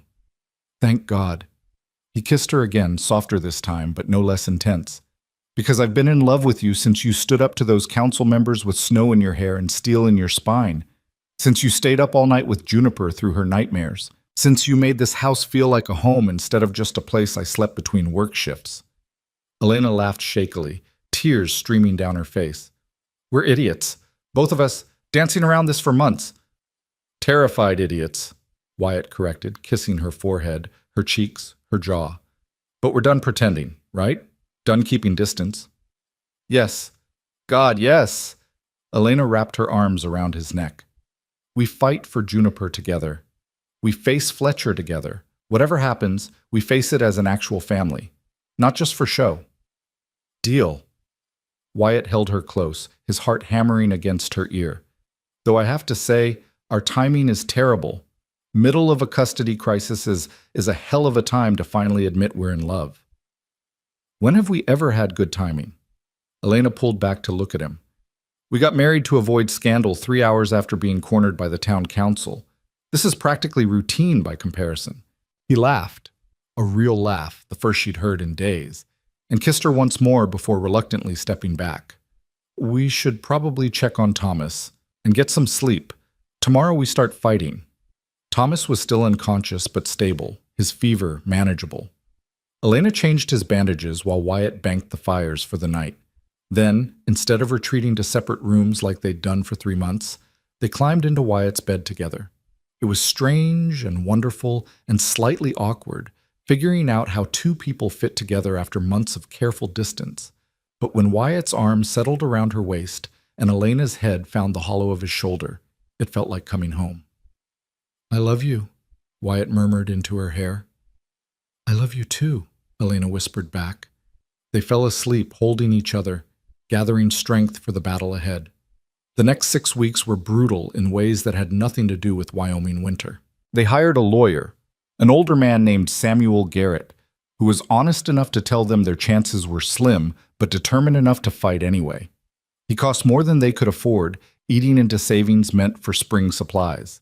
Elena sold her mother's pearl earrings, the only valuable thing she owned, to help cover the fees. Garrett started building their case. He interviewed neighbors, documented Juniper's routine, gathered medical records showing how much healthier she'd become under their care. He researched Charles Fletcher and came back with disturbingly little. The man was squeaky clean on paper. Successful merchant, respectable marriage, no criminal record or history of violence. "He's too clean," Elena said, staring at the reports. "Nobody's that perfect. There has to be something. If there is, we haven't found it." Garrett's expression was grim. "And we're running out of time. The hearing's in 3 weeks." They kept searching anyway, desperate for anything that might tip the scales. Wyatt rode into town twice a week, asking careful questions, following faint leads that went nowhere. Elena wrote letters to St. Louis contacts, trying to find anyone who knew Fletcher from his time there. Nothing. Meanwhile, Juniper was falling apart. She'd stopped eating properly, picking at her meals with haunted eyes. Her nightmares returned with vicious intensity. Every night she woke screaming, convinced that strangers were dragging her away. She refused to let Elena or Wyatt out of her sight, following them through the house like a terrified shadow. "Mama," she whispered one night, curled in Elena's lap, while Wyatt read aloud from a storybook. "If they make me go, will you forget about me?" "Never," Elena's voice broke. "We could never forget you, sweetheart. But you'll get new children, better ones, and you won't need me anymore." Juniper Brooks Hale. Wyatt set the book aside and knelt beside them. "Look at me. Look at us. You are not replaceable. You are not forgettable. You are our daughter, and nothing, not distance, not time, not any law in existence, will ever change that. Do you understand?" "But Papa's the law," Juniper said with terrible logic. "If the law says I have to go, then we'll break the law," Elena said firmly. "If we have to run away, if we have to hide, if we have to fight with everything we have, we will. You're not going to some stranger who decided he wants a convenient daughter. You're staying right here with us." The hearing arrived too fast and not fast enough. A gray morning in mid-January with snow threatening on the horizon. They dressed Juniper in her best dress, new, made by Elena's own hands, and braided her hair with shaking fingers. The child was silent and pale, her hand clutching Elena's with bruising force. The courthouse in Hollow Creek was small and drafty, packed with more spectators than Elena expected. Word had spread, apparently. The scandal of the mail-order bride and the hasty marriage was about to reach its dramatic conclusion, and everyone wanted a front-row seat. Charles Fletcher sat at the plaintiff's table with Morrison, looking every inch the respectable businessman, expensive suit, groomed hair, the perfect picture of concerned fatherhood. His wife sat behind him, a delicate woman in lavender silk with calculating eyes and a brittle smile. Wyatt and Elena sat with Garrett at the defendant's table, Juniper between them, trying to project confidence they didn't feel. The judge was a stern-faced woman named Margaret Thornton, known for her no-nonsense approach and strict interpretation of the law. She called the court to order and looked over her reading glasses at both parties. "This is a custody hearing regarding the minor child Juniper Margaret Brooks," she said crisply. "Mr. Fletcher, as the biological father, is petitioning for full custody. Mr. and Mrs. Hale, as current guardians, are contesting. Mr. Morrison, present your case." Morrison stood and launched into a polished presentation. Charles Fletcher was a devoted father who'd only recently learned his daughter survived childbirth complications. He'd been told the child died along with her mother, a lie perpetuated by the mother's family to keep him away. Now that he'd discovered the truth, he was eager to rectify this terrible wrong and provide his daughter with everything she deserved. He had financial means, a stable marriage, connections that would ensure excellent education and future opportunities. The Hales, while well-meaning, could offer none of these advantages. Garrett countered with their evidence: witness testimonies about Juniper's improved health and happiness, medical records, documentation of the Hales' commitment and care. But even as he spoke, Elena could see the judge's expression remain unmoved. Facts were facts. Fletcher was the biological father with superior resources. The Hales were guardians by accident, not law. "I'd like to call Juniper Brooks to the stand," Morrison said. "Absolutely not." Garrett shot to his feet. "Your Honor, the child is 4 years old. Subjecting her to direct examination is unnecessarily traumatic." "The child's preferences are relevant to this case," Judge Thornton said. "I'll allow it, but keep your questions age-appropriate, Mr. Morrison." Elena felt Juniper trembling. Wyatt looked like he wanted to commit violence, but there was nothing they could do as a bailiff led Juniper to the witness stand, lifting her up so she could see over the edge. She looked so small up there, so terrified. Elena wanted to scream. "Hello, Juniper," Morrison said with false warmth. "Do you know who that man is?" He pointed to Fletcher. Juniper shook her head mutely. "That's your papa, your real papa. He's been looking for you for a very long time. Wouldn't you like to live with your papa in a big house with lots of toys and pretty dresses?" Juniper's lip trembled. "I have a papa and a mama. They're right there." She pointed at Wyatt and Elena. "But sweetheart, Mr. Hale is your uncle, not your papa, and Mrs. Hale is, well, she's a stranger your uncle married. Don't you want to live with your real family?" "They are my real family." Juniper's voice rose, tears spilling over. "They're the ones who take care of me. They're the ones who stayed." "Juniper," Morrison said, his tone sharpening slightly, "your father can give you a much better life. More money, more opportunities." "I don't want money. I want my mama and papa." Juniper was sobbing now. "Please don't make me leave them. Please! They're all I have." "That's enough." Judge Thornton's voice cut through the courtroom like a whip. "Mr. Morrison, step back. Bailiff, please return the child to her guardians." Elena gathered Juniper into her arms, the child's sobs muffled against her shoulder. Wyatt wrapped them both in his embrace, his face carved from granite. Judge Thornton removed her glasses and pinched the bridge of her nose. "I'm going to take a 30-minute recess. When we return, I'll hear closing arguments and render my decision. Court is adjourned." The gavel fell like a death sentence. They spent the recess in a small waiting room trying to calm Juniper's hysterical crying. Nothing worked. She clung to Elena with desperate strength, begging them not to let the bad people take her away. Wyatt looked like his heart was being torn out. "We could run," he said quietly, meeting Elena's eyes over Juniper's head. "Right now. Out the back. We could disappear before and spend the rest of our lives as fugitives?" Garrett shook his head. "They'd find you eventually. And when they did, you'd lose any chance of ever seeing Juniper again. At least if we see this through, there's a possibility of appeals, of visitation." "I don't want visitation," Elena said fiercely. "I want my daughter home where she belongs." The bailiff knocked. "Court's reconvening. Time to go back." They filed back into the courtroom like condemned prisoners. Juniper had gone limp and silent, shut down completely, her eyes glazed with shock. Fletcher and his wife whispered to each other, looking victorious. Morrison shuffled his papers with smug confidence.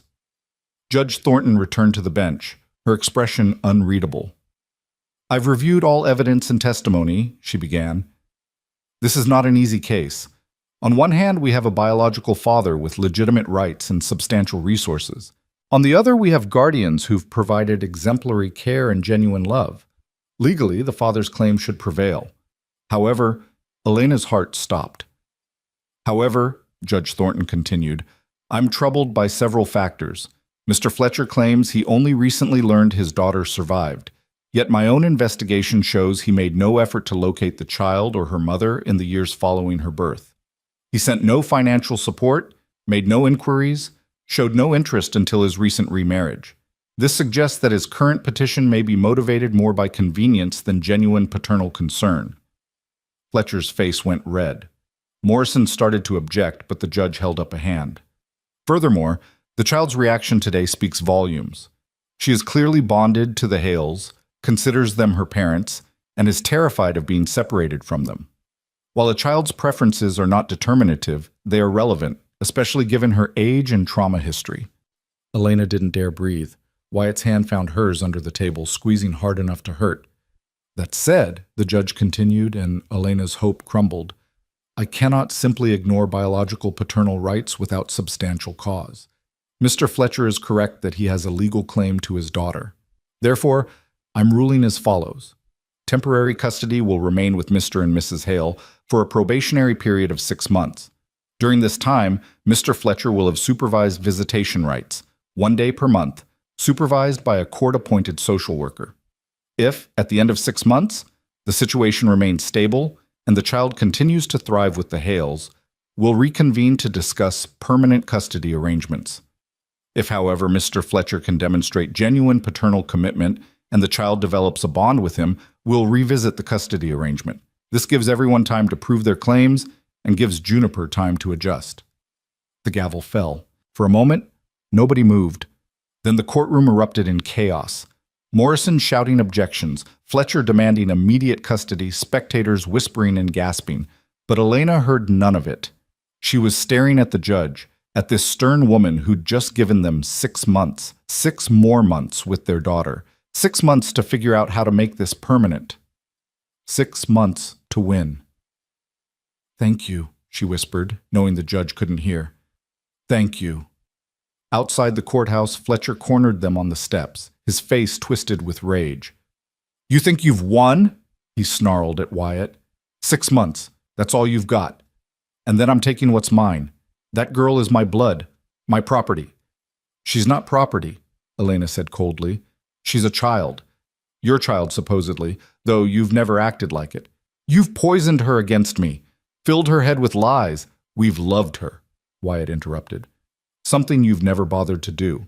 And we're going to keep loving her for the next 6 months while you prove exactly why you don't deserve custody. They walked away, leaving Fletcher sputtering behind them. Juniper stirred in Elena's arms. Mama? She whispered. Do I have to go? Not today, sweetheart. Not for 6 whole months. You're coming home with us. Promise? I promise. Elena kissed her forehead. We're going home. All of us. Together. That night, after Juniper was finally asleep, exhausted from crying but safe in her own bed, Wyatt and Elena sat by the fire and allowed themselves to shake apart. 6 months, Wyatt said hoarsely. She gave us 6 months. It's enough. Elena leaned into his shoulder. It has to be enough. We'll make it enough. How? Fletcher's not going to give up. He'll use those visitation days to bond with her, to turn her against us. Then we make these 6 months count. Elena sat up, her jaw set with determination. We show the court and everyone else that Juniper belongs with us. We document every moment of happiness, every sign of thriving. We make it impossible for any judge to separate us. And if it's not enough? Elena met his eyes, steady and sure. Then we run. Like I said before, we take Juniper and we disappear. I meant it, Wyatt. I will not lose our daughter. We, Wyatt corrected softly. We will not lose our daughter. He pulled her close and they sat there in the firelight, holding each other, gathering strength for the fight ahead. They'd won a reprieve, nothing more. But for tonight, for now, their daughter was safe in her own bed, and they were together. It would have to be enough. The first supervised visitation happened on a bitter February morning, exactly 4 weeks after the custody hearing. Elena dressed Juniper in warm layers while the child stood rigid and silent, her small face pale with dread. I don't want to go, Juniper whispered for the 100th time. Please, Mama, please don't make me. I know, sweetheart. Elena's hands shook as she buttoned Juniper's coat. But we have to follow the judge's rules, just for a few hours. Then you come right back home to us. What if he keeps me? What if he doesn't let me come back? He can't. Wyatt knelt beside them, his voice firm despite the fear Elena could see in his eyes. The social worker will be right there the whole time. Mrs. Henderson, remember we met her last week? She's very nice, and her only job is to make sure you're safe. If anything feels wrong, you tell her, and at exactly 3 o'clock, we'll be waiting at the meeting place to bring you home. Promise? Juniper's voice was so small it broke Elena's heart. Promise. Wyatt pulled her into a fierce hug. "You're our girl." "Nothing changes that." They drove to town in heavy silence. The social worker, Mrs. Henderson, was waiting outside the general store with Charles Fletcher and his wife. Fletcher wore an obviously new smile, the kind that didn't reach his eyes. His wife, Millicent, looked impatient, her gloved hands folded primly at her waist. "Right on time," Mrs. Henderson said cheerfully, trying to ease the tension. "Juniper, sweetheart, you remember Mr. Fletcher? He's going to spend the afternoon with you, show you around town, maybe get you some peppermint sticks from the store. Doesn't that sound nice?" Juniper pressed herself against Elena's legs and said nothing. Fletcher's smile tightened. "Come here, daughter, don't be rude." "She's not being rude," Elena said sharply. "She's 4 years old and you're a stranger. Give her time." "Set. Time I wouldn't need if you hadn't poisoned her against me," Fletcher shot back. "Mr. Fletcher, Mrs. Hale, please." Mrs. Henderson stepped between them. "This helps no one. Juniper, how about you and I walk with Mr. Fletcher together? Your mama and papa will be right here at 3 o'clock. I promise." Juniper looked up at Elena, her eyes swimming with tears. Elena wanted to scoop her up, run for the wagon, drive until they crossed into Canada and never looked back. But that would mean losing permanently. So instead she crouched down and cupped Juniper's face in her hands. "You are so brave," she whispered, "the bravest girl I know. And in just a few hours, you'll be back with us. Can you be brave for just a little while longer?" Juniper nodded shakily. Elena kissed her forehead, breathing in the scent of her hair, memorizing the weight of her small body against hers. Then she had to let go and watch as Mrs. Henderson took Juniper's hand and led her toward Fletcher. The child looked back 3 times before they turned the corner and disappeared from view. Elena thought she might be sick right there in the street. "Come on." Wyatt's arm came around her shoulders. "We can't help her by standing here falling apart. Let's get coffee. Wait somewhere warm." They spent the next 4 hours in the small restaurant across from the general store, nursing coffee that grew cold and bitter, watching the clock crawl forward with agonizing slowness. Elena couldn't eat, couldn't sit still, couldn't think about anything except Juniper's terrified face. Wyatt stared at his hands, his jaw clenched so tight she could hear his teeth grinding. "What if he's cruel to her?" Elena said at one point. "What if Mrs. Henderson isn't watching closely enough? What if—" "She'll be fine." Wyatt's voice was hollow with a conviction neither of them felt. "She has to be fine." At exactly 2:45, they were back at the meeting spot. At 3 o'clock, Mrs. Henderson appeared with Juniper walking stiffly beside her. The moment Juniper saw Elena and Wyatt, she broke free and ran, launching herself into Elena's arms with enough force to nearly knock them both over. "Mama!" she sobbed. "Mama! Mama! Mama!" Elena held her tight, rocking back and forth, murmuring reassurances while her own tears soaked into Juniper's hair. Over the child's head, she met Mrs. Henderson's eyes. "How did it go?" Wyatt asked quietly. Mrs. Henderson's expression was carefully neutral. Mr. Fletcher was perfectly appropriate. They walked around town, he bought her candy, they visited the toy shop. No concerns from a legal standpoint. "But?" Elena prompted, hearing what the social worker wasn't saying. But the child was terrified the entire time. Wouldn't speak to him, wouldn't make eye contact, flinched every time he tried to touch her. Mrs. Henderson's professional mask slipped slightly. "I've done this work for 15 years, Mrs. Hale. I know the difference between normal adjustment anxiety and genuine trauma response. That child is traumatized." "Will that be in your report?" Wyatt asked. "It will be noted objectively. What the judge does with that information..." She shrugged helplessly. "I'll see you next month, same time." She left. Fletcher and his wife were nowhere to be seen. Elena carried Juniper to the wagon, the child still clinging with desperate strength, and they drove home in silence. That night, Juniper's nightmares were worse than ever. She woke screaming 3 times, each time convinced that strangers were breaking down the door to take her away. The 3rd time, Elena and Wyatt simply brought her into their bed, the one they now shared every night, and held her between them until dawn. "I can't do this every month," Juniper whispered into the dark. "I can't keep going to him. Please don't make me." We don't have a choice, sweetheart, Wyatt said gently. Not yet, but we're working on it, I promise. You always say you're working on it, Juniper said with heartbreaking weariness. But nothing changes. He keeps coming back, and one day he's going to take me away forever. Elena and Wyatt exchanged glances over her head. The same thought written clear on both their faces. What if she's right? The second visitation was worse than the first. Fletcher, frustrated by Juniper's continued silence, tried to force interaction, picking her up when she clearly didn't want to be touched, insisting she call him Papa, growing visibly angry when she refused.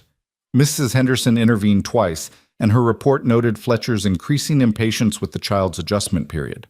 But it also noted that he'd committed no actual violations, just a father growing frustrated with a difficult daughter, not enough to revoke visitation rights.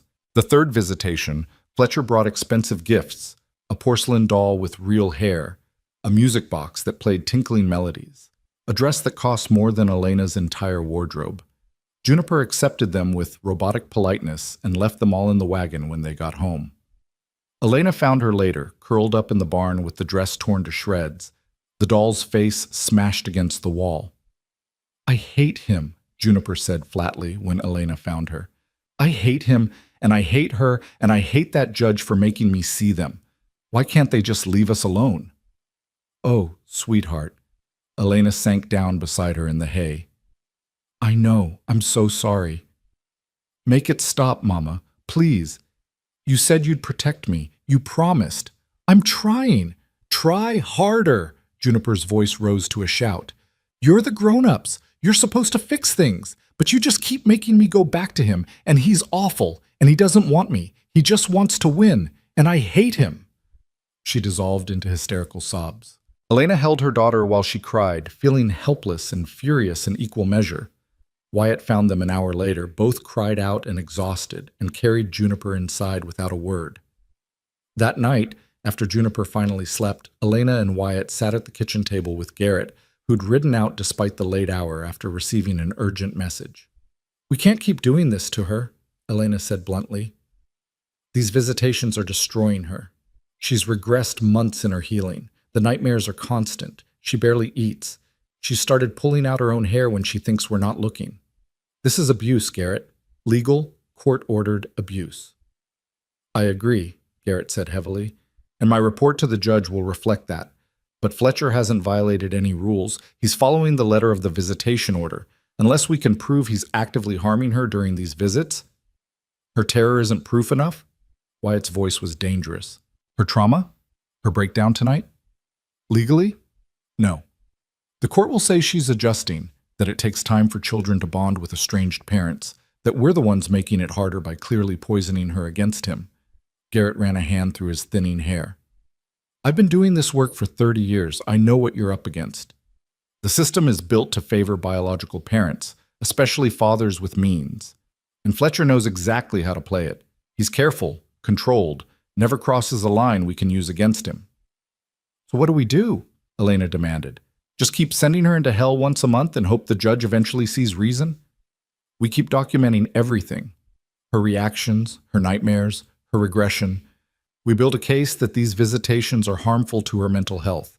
And we hope that by the end of 6 months, the evidence is overwhelming enough that Judge Thornton rules in our favor. And if she doesn't? Wyatt asked quietly. Garrett met his eyes. Then you'll have to make some very difficult decisions about what comes next. After the lawyer left, Elena stood at the window, staring out at the darkness. Behind her, she heard Wyatt moving, pouring coffee, his footsteps heavy with exhaustion and grief. I've been thinking about Canada, she said without turning around. There's a rail line that runs north through Montana. 3 days travel, maybe 4 with a child. We could disappear into the territories, change our names, start over. I've been thinking about it too, Wyatt admitted. But Elena, if we run, I know, we'd be fugitives, criminals. We could never come back, never contact anyone we knew, spend the rest of our lives looking over our shoulders. She finally turned to face him. But at least we'd be together. At least Juniper would be safe and loved instead of property in a legal battle. She'd also grow up knowing we chose to break the law, that we're running from something. That could poison her as much as these visitations. Or it could show her that we loved her enough to risk everything. Elena moved to him, taking his hands. I'm not saying we do it now. I'm saying we prepare. Research the routes, set aside money, have a plan ready if the judge rules against us. Because Wyatt, I meant what I said before. I will not let them take our daughter. Our daughter, Wyatt repeated softly. He pulled her close, resting his chin on top of her head. God, I love hearing you say that. Even in the middle of all this hell, I love that she's ours. She's always been ours, Elena said. From the moment she climbed into my lap that first morning. We just didn't make it legal yet. What if we could? Elena pulled back to look at him. What? Adoption. Formal adoption. I know Garrett said it takes months, but what if we started the process now? Even if it's not complete before the final custody hearing, wouldn't it show the judge that we're committed? That this isn't just temporary guardianship? Hope flared painful in Elena's chest. Would Fletcher fight it? Probably, but he'd have to prove that denying the adoption is in Juniper's best interest. And how can he argue that when his own daughter is terrified of him? Wyatt's expression turned calculating. It's worth asking Garrett. Worth trying. They called the lawyer back the next day. He was skeptical, but agreed to file the adoption petition. The process was Byzantine: background checks, home visits, character references, financial statements. But Elena threw herself into it with desperate determination. She tracked down references from St. Louis, from neighbors, from the doctor who'd treated Juniper. She documented every meal cooked, every nightmare soothed, every moment of care over the past 6 months. She built a case not in legal terms but in love, proof written in 1,000 small actions that Juniper belonged with them. The fourth visitation arrived too soon. This time, Fletcher announced he wanted to take Juniper to his home for the afternoon, still supervised, but in his territory instead of neutral ground. Absolutely not, Wyatt said flatly when Mrs. Henderson delivered the news. It's within his rights under the visitation order, she said apologetically. The judge specified supervised visits but didn't restrict location. Mr. Fletcher's lawyer is arguing that seeing his home environment will help Juniper adjust. It'll traumatize her further, Elena protested. She can barely handle a few hours in public. You want us to send her into his actual house? I don't want anything, Mrs. Hale, but legally, I can't prevent it. Mrs. Henderson's expression was pained. I'll be there the entire time. If anything seems wrong, I'll intervene immediately and note it in my report. Juniper heard this news with terrifying calm. She didn't cry, didn't protest, just nodded and went to her room to change into her visiting clothes. When Elena checked on her, she found the child staring at the wall with hollow eyes. Juniper, sweetheart? It's fine, Mama. Juniper's voice was flat, emotionless. I know what to do now. I just have to be quiet and polite and not make him angry. Then he'll bring me back and I can come home. It's fine. It was not fine. Nothing about this was fine. But what could Elena say? How could she tell her 4-year-old daughter that sometimes the world was cruel and unjust and there was nothing anyone could do to fix it? She couldn't. So instead, she hugged Juniper tight and whispered, You're so brave. So brave. And we love you more than anything. I know, Juniper said, but she sounded like she was reciting words learned by rote, not expressing feelings she believed. The afternoon lasted an eternity. Elena cleaned the already spotless cabin 3 times. Wyatt chopped enough wood to last through next winter. Neither of them could sit still, couldn't think about anything except Juniper in that house, with Fletcher and his cold-eyed wife. When 3 o'clock finally came, they were at the meeting point 30 minutes early. Mrs. Henderson arrived exactly on time, but Juniper wasn't with her. Elena's heart stopped. Where is she? Wyatt's voice was deadly quiet. Where's my daughter? She's fine, Mrs. Henderson said quickly. Mr. Fletcher asked for an additional hour. The visit was going well, and he thought, You let him keep her past the agreed time? Elena couldn't breathe. We had a court order, 3 hours, supervised, then she comes home. You agreed, and Mr. Fletcher pointed out that the order doesn't specify exact timing, only supervised contact. He filed a request for extended visitation, which I approved on site as the supervising officer. Mrs. Henderson looked defensive now. It's actually a good sign, Mrs. Hale. It means Juniper is adjusting, becoming more comfortable. Or it means she's shut down completely and stopped fighting because she's given up. Wyatt interrupted. Where are they? We're going to get our daughter. Now. I can't allow that. If you interfere with court-ordered visitation, then we'll deal with the consequences. Wyatt was already moving toward the wagon. But we're not leaving her there one more minute. They drove to Fletcher's house, a large, well-maintained property on the good side of town. Mrs. Henderson followed in her own buggy, protesting the entire way. Elena's hands were shaking so badly she had to clasp them together to keep from clawing at something. Fletcher answered the door with that false smile, but it slipped when he saw their expressions. Mr. and Mrs. Hale, I wasn't expecting— Where's Juniper?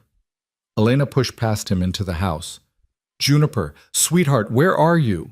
She found her daughter in the parlor, sitting rigidly on a velvet settee with Millicent Fletcher beside her. Juniper was wearing a different dress, expensive, frilly, nothing she would ever choose herself. Her hair had been redone in elaborate curls. Her face was blank, empty, gone. Juniper. Elena crossed the room and knelt in front of her. Baby, are you all right? Juniper's eyes focused slowly, as if coming back from somewhere very far away. When she saw Elena, something cracked in that blank expression, and she launched herself forward, wrapping her arms around Elena's neck with desperate strength. I want to go home, she whispered. Please, Mama, please take me home. We're going, right now. Elena stood with Juniper in her arms and turned to face Fletcher and his wife. What did you do to her? We did nothing, Millicent said coldly. We tried to make her comfortable, gave her a nice dress, attempted to engage her in polite conversation. She was the one who refused to participate. She's 4 years old. Elena's voice rose. She's not supposed to participate in your delusions of playing perfect family. She's terrified, she's traumatized, and you— She stopped, breathing hard, knowing that anything else she said could be used against them in court. We're leaving, Wyatt said from the doorway. His hand rested on something at his belt, not quite touching his knife, but close enough to be a message. And Mrs. Henderson will be filing a report about this unauthorized extension and the child's condition when we found her. Actually, Mrs. Henderson said reluctantly, I approved the extension, and from what I observed, nothing inappropriate occurred. Then you observed wrong, Elena said flatly. Look at her. Really look. Does this seem like a child who's adjusting, or does this seem like a child who's learned to dissociate to survive? Mrs. Henderson's expression flickered with something that might have been doubt, but she just said, I'll note your concerns in my report. Mr. Fletcher, we'll schedule next month's visitation at the regular time. They drove home in silence. Juniper didn't cry, didn't speak, just lay against Elena's chest with her eyes closed and her breathing too shallow. When they got to the cabin, she climbed into bed fully dressed and turned her face to the wall. Elena sat beside her, stroking her hair, while Wyatt paced the main room like a caged wolf. This can't continue, he said finally. Garrett, the adoption, the documentation, none of it matters if she doesn't survive the next 2 months to see the final hearing. What are you saying? I'm saying maybe it's time to stop playing by their rules. Wyatt's jaw was set. Maybe it's time to run. Elena looked down at Juniper's small, still form, at her daughter who was slowly breaking under the weight of a legal system that didn't see her pain, didn't value her terror, didn't care that she was being destroyed in the name of paternal rights. Maybe you're right, she said quietly. But if we run smart, not in panic. We plan, we prepare, and we wait until the moment gives us the best chance. When will that be? I don't know yet. Elena pulled the blanket higher over Juniper's shoulders. But I'll know it when I see it, and when that moment comes, we move fast and we don't look back. 3 days later, the moment arrived in the form of a letter delivered by a nervous-looking courier. Elena signed for it with shaking hands and opened it in the kitchen with Wyatt reading over her shoulder. It was from Fletcher's lawyer. A motion to modify the custody arrangement. Fletcher was petitioning the court to increase visitation to weekly instead of monthly and to include overnight visits beginning immediately. No, Elena said. The word came out flat, final. No, absolutely not. We fight this, Wyatt said. Garrett can file objections that will take weeks to be heard while the court might grant temporary approval in the meantime. We've seen how this works, Wyatt. The system is designed to favor Fletcher, and her voice broke. We can't keep doing this to her. We can't keep feeding our daughter to wolves and hoping the judge eventually notices she's bleeding. Wyatt stared at the letter for a long moment. Then he walked to the fireplace, pulled down a loose stone from the chimney, and removed a small leather pouch. Inside was money. More than Elena expected. Enough for travel, for starting over. I've been saving since the first hearing, he said quietly. Just in case. I've got contacts in Montana, people who owe me favors. They can get us across the border, help us disappear. But Elena, he met her eyes. Once we do this, there's no coming back. No changing our minds. We'll be fugitives forever. Are you sure? Elena thought about Juniper's blank face in Fletcher's parlor, about the nightmares, the regression, the slow death of the bright, trusting child they'd rescued from grief.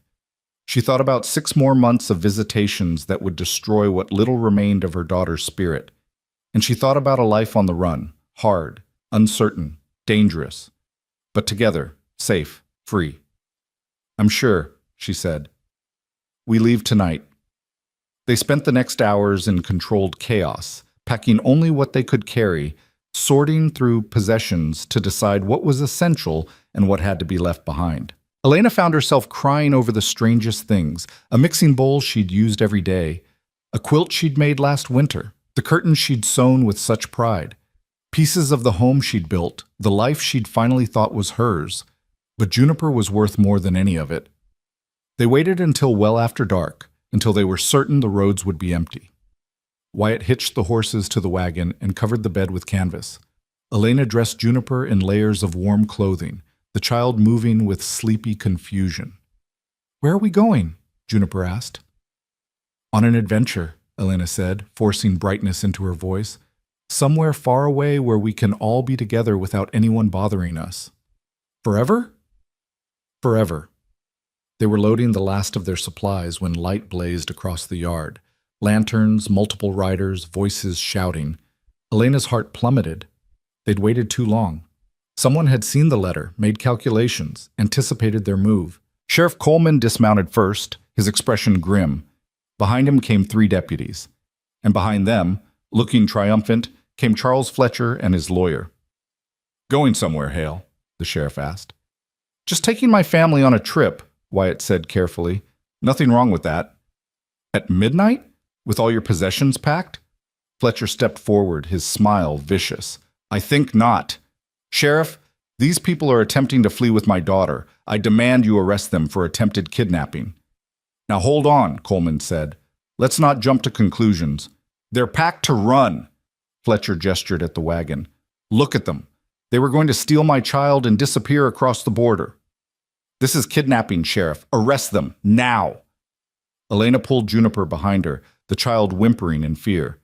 Wyatt moved to stand beside them, his body a shield. We're not kidnapping anyone, Wyatt said. Juniper is in our legal custody. We have the right to travel with her. Not when there's an active custody case and a pending motion that requires the child to remain in the jurisdiction, Fletcher's lawyer said smoothly. The Hales have clearly demonstrated intent to flee. Sheriff, you're obligated to intervene. Coleman looked between them all, conflict written clear on his weathered face. He was a decent man, Elena knew. A fair man.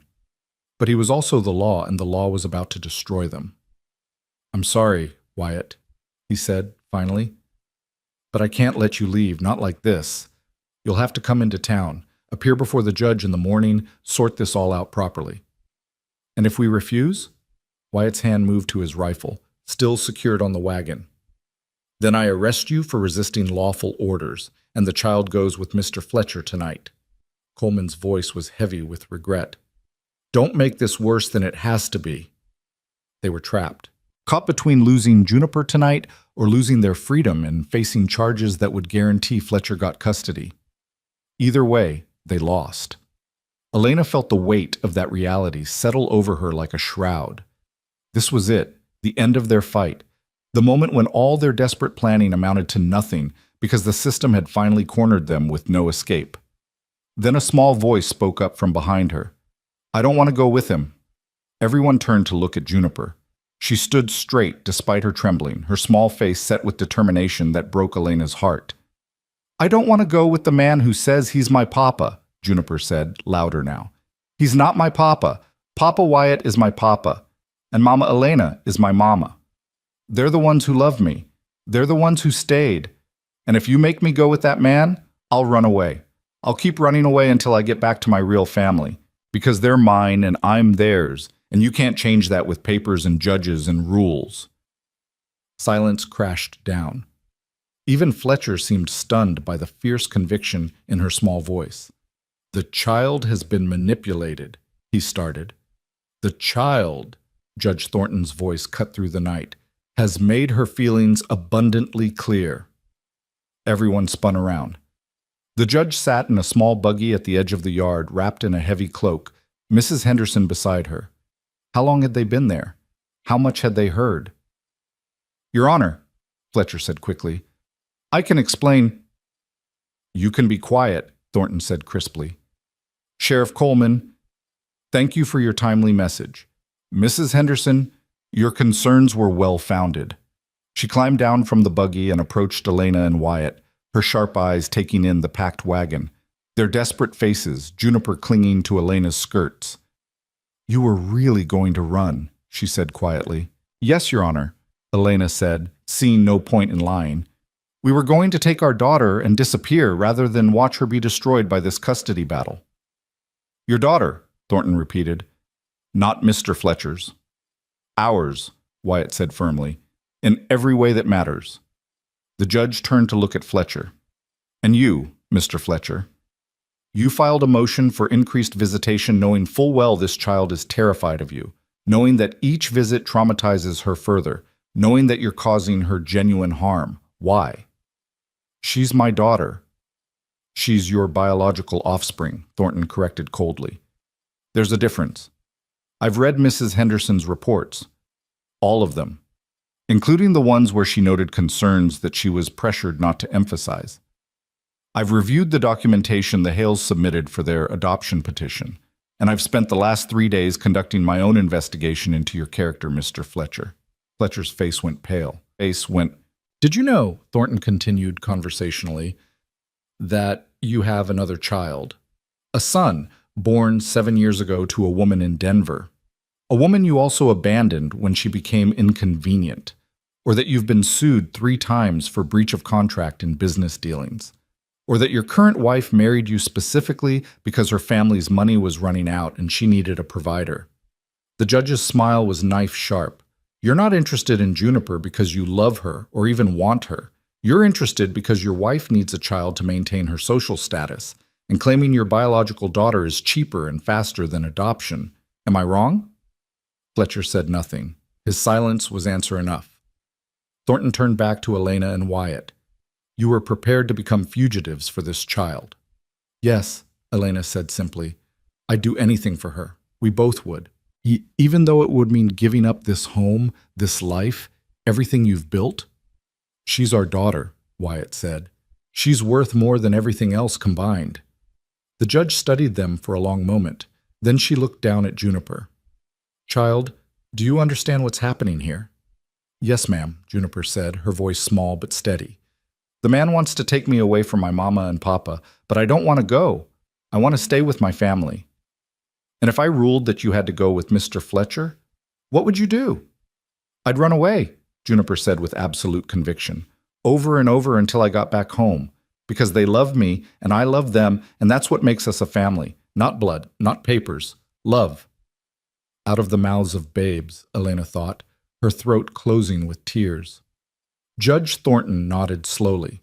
Then she turned to face Fletcher and his lawyer, her expression as cold as the winter night. "Motion for increased visitation denied," she said crisply. "Furthermore, I'm terminating all visitation rights effective immediately. The Hales adoption petition is granted expedited hearing status. We'll reconvene in my chambers tomorrow morning at 9 o'clock to finalize permanent custody.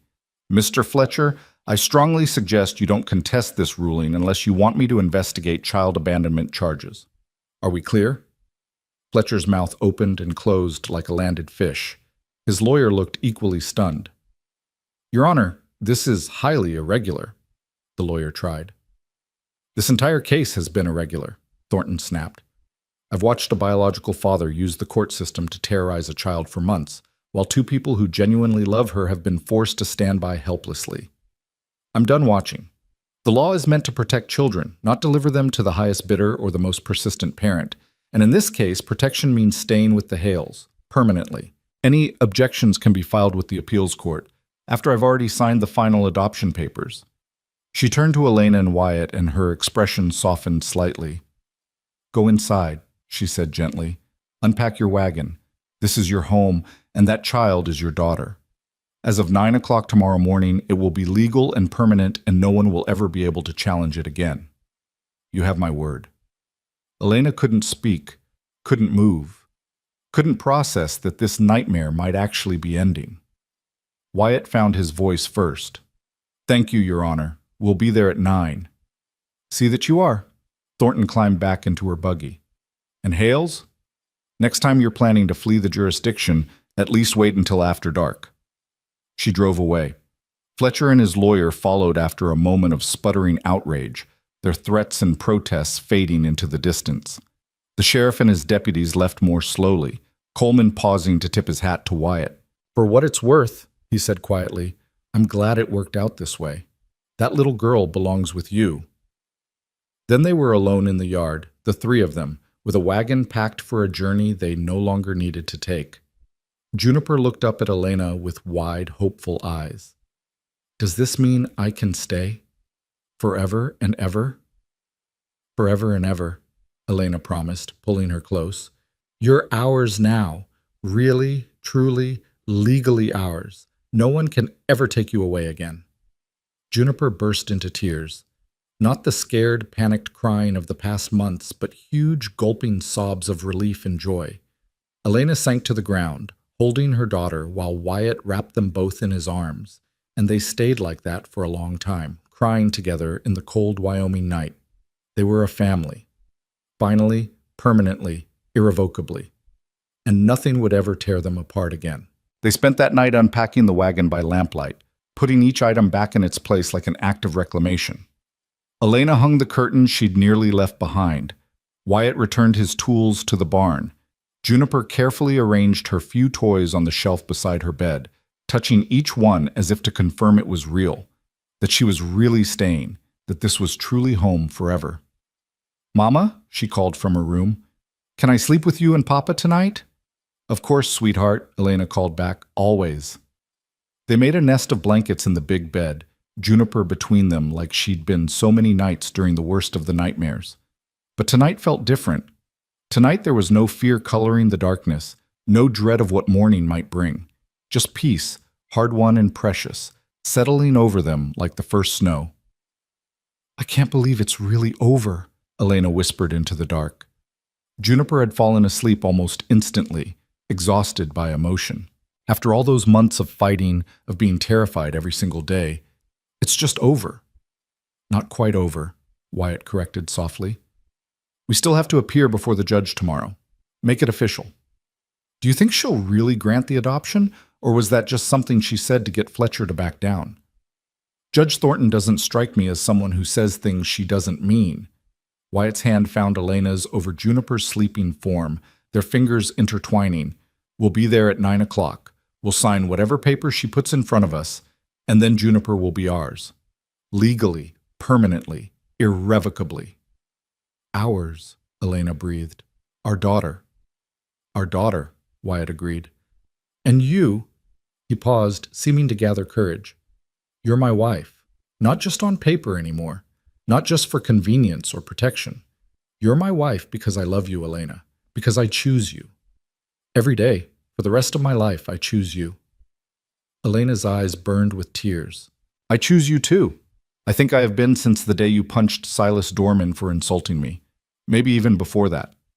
We really do have terrible timing, Wyatt said with a hint of humor. Declaring love in the middle of custody battles, planning to run away in the dead of night. Making marriage proposals on doorsteps while town councilmen watch, Elena added. Don't forget that one. How could I forget? That's when I knew I was in serious trouble.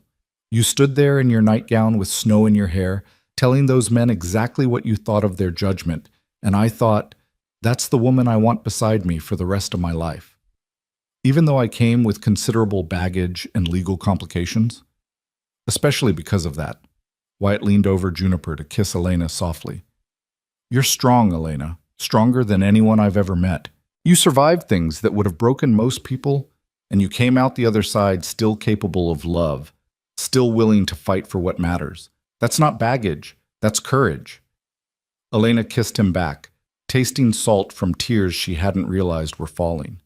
We're going to be happy, she said fiercely. After everything we've been through, we've earned that. We're going to be so happy. Yes, Wyatt agreed. We are.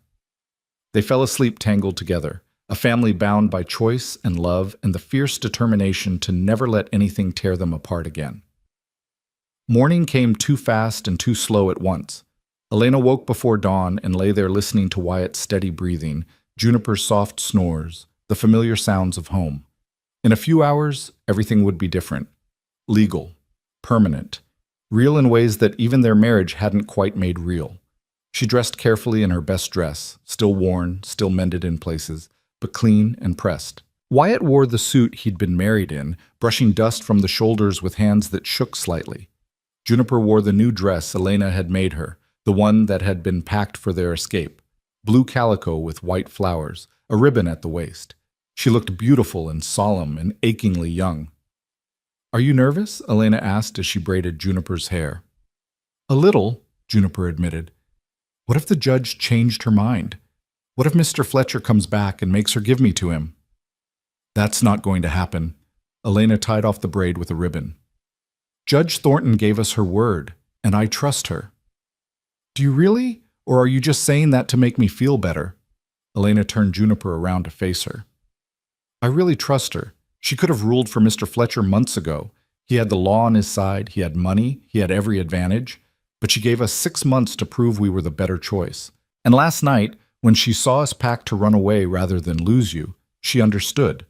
She saw that we love you more than anything else in the world that matters to her. So yes, I really trust that she's going to make this official today. Okay. Juniper threw her arms around Elena's neck. I trust her too then, because you're always right about important things. I don't know about always, Elena said, hugging her back, but I'm right about this. They arrived at the courthouse 30 minutes early. Garrett was already there, pacing the hallway outside Judge Thornton's chambers, his usual professional composure slightly ruffled. You're actually early, he said when he saw them. I was worried you might run after all. We considered it, Wyatt admitted, but we decided to trust the judge. Good call. Garrett's expression shifted to something Elena couldn't quite read. Because she's been making calls since dawn, to the territorial governor, to family court magistrates in 3 counties, pulling in favors and applying pressure. She's expediting your adoption through channels that normally take months. By the time we leave her chambers this morning, Juniper will be your legal daughter, with all the paperwork filed and certified. No waiting period, no appeals process, no chance for Fletcher to challenge it. She can do that? Elena asked, hope and disbelief warring in her chest. She's doing that. Right now. Garrett smiled, genuinely this time. You made quite an impression on her, Mrs. Hale. Both of you. She told me this morning that in 30 years on the bench, she's never seen 2 people fight harder for a child who wasn't biologically theirs.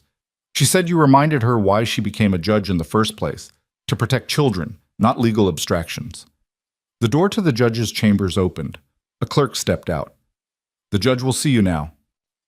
Elena's heart hammered as they filed into the wood-paneled room. Judge Thornton sat behind her desk, reading glasses perched on her nose, surrounded by stacks of documents. She looked up as they entered and gestured to the chairs arranged in front of her desk. Sit, please. We have considerable paperwork to get through. They sat. Juniper climbed into Elena's lap without being asked, and the judge's stern expression softened slightly. First things first, Thornton said. Mr. Fletcher has withdrawn his custody petition. His lawyer delivered the formal notice an hour ago. He's also agreed to relinquish all parental rights, effective immediately, in exchange for my not pursuing child abandonment charges. So that threat is permanently eliminated. Elena felt dizzy with relief. Beside her, Wyatt exhaled like he'd been holding his breath for months. Second, the judge continued, I've reviewed and approved your adoption petition. All background checks came back clean, all character references were glowing, and frankly, the documentation you provided regarding Juniper's care was the most thorough I've seen in my career. Mrs. Hale, did you really log every meal, every bedtime story, every scraped knee for 6 months? Yes, Your Honor, Elena said. I wanted to prove that we were committed, that this wasn't just guardianship. We were already her parents in every way but legally. You proved it, Thornton shuffled papers. Which brings us to today's business. Mr. Garrett has prepared the final adoption documents. I need both of you to sign here, here, and here. She indicated lines on multiple forms.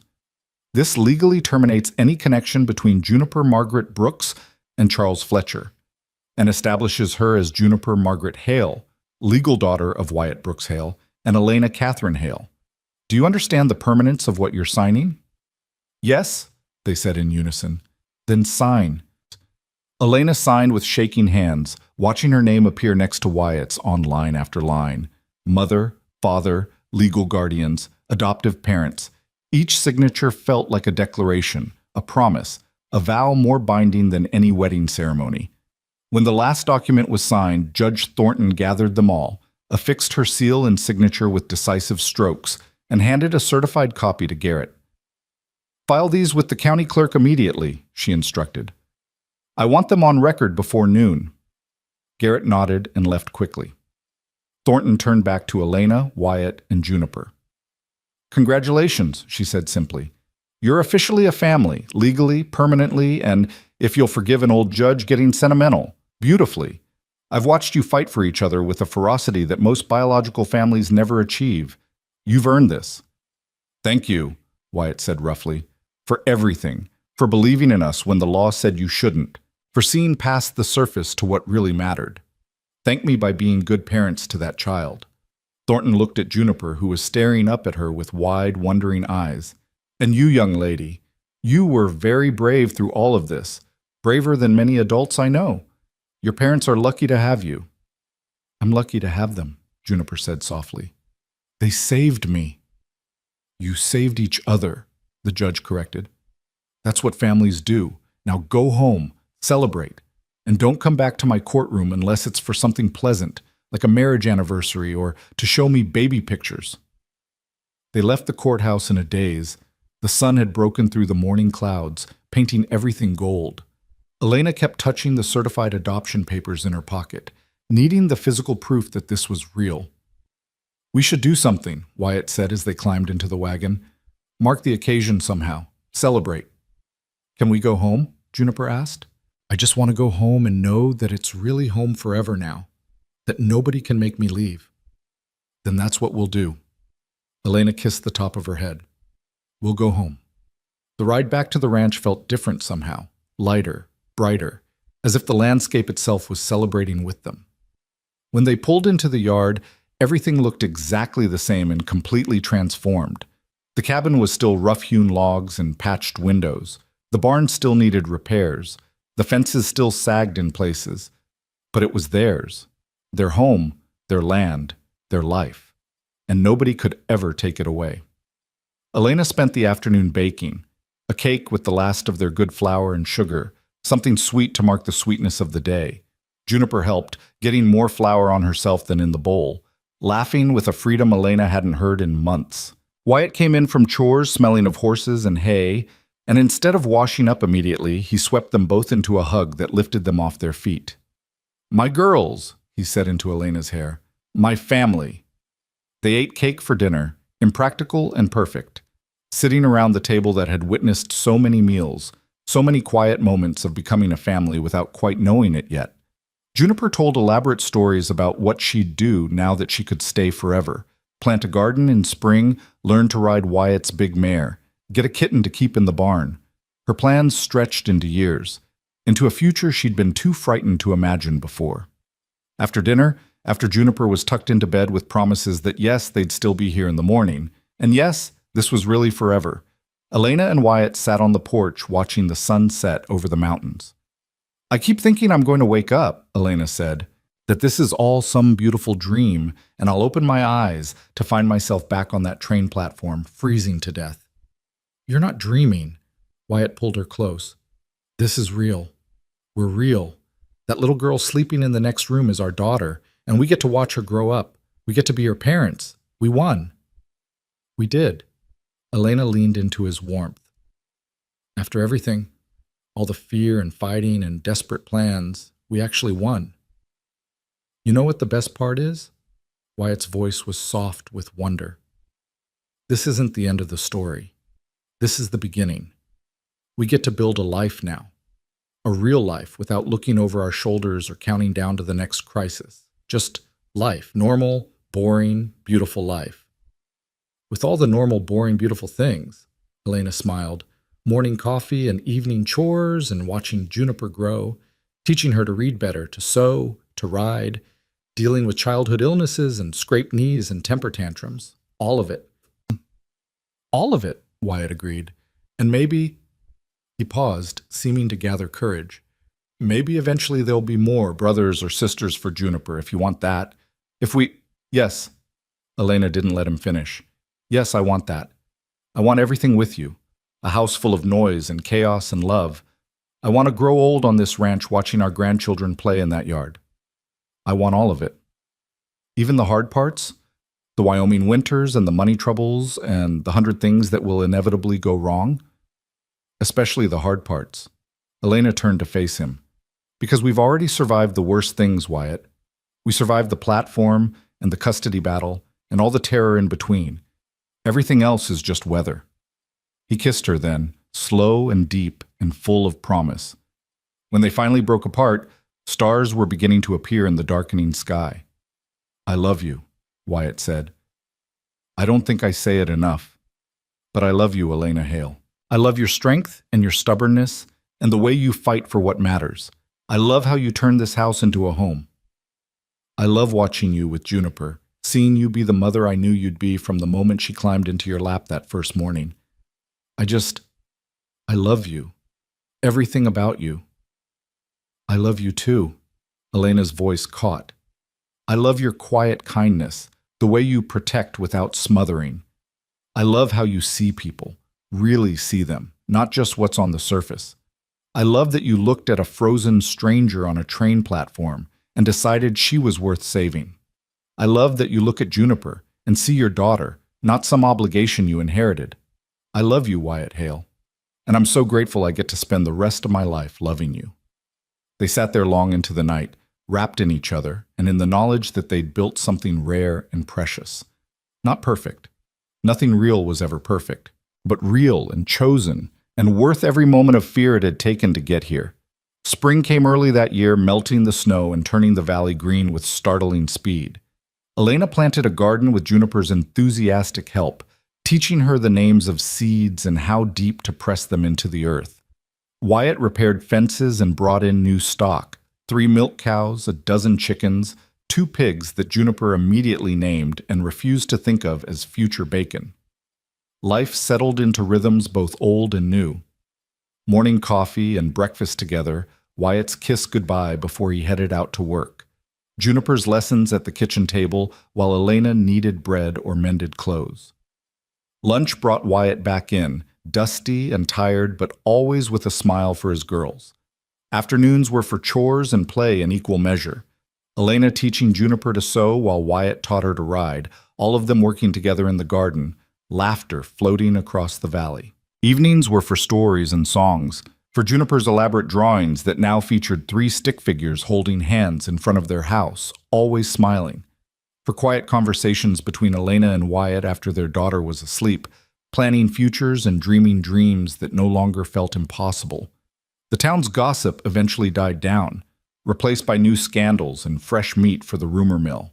A few families even reached out with tentative friendship, a neighboring ranch wife bringing over preserves, the shopkeeper's daughter inviting Juniper to play. Not everyone, and not overnight. But slowly, carefully, the Hales found their place in the community. Silas Dorman left town in April, his own scandals finally catching up with him. Elena felt nothing when she heard. Not satisfaction, not vindication, just a distant sense that a chapter had finally closed completely. Charles Fletcher, they heard through Garrett, had quickly moved on to other schemes. His wife left him 6 months later, taking half his assets. He never asked about Juniper again. Mrs. Henderson stopped by in May, officially closing their case file.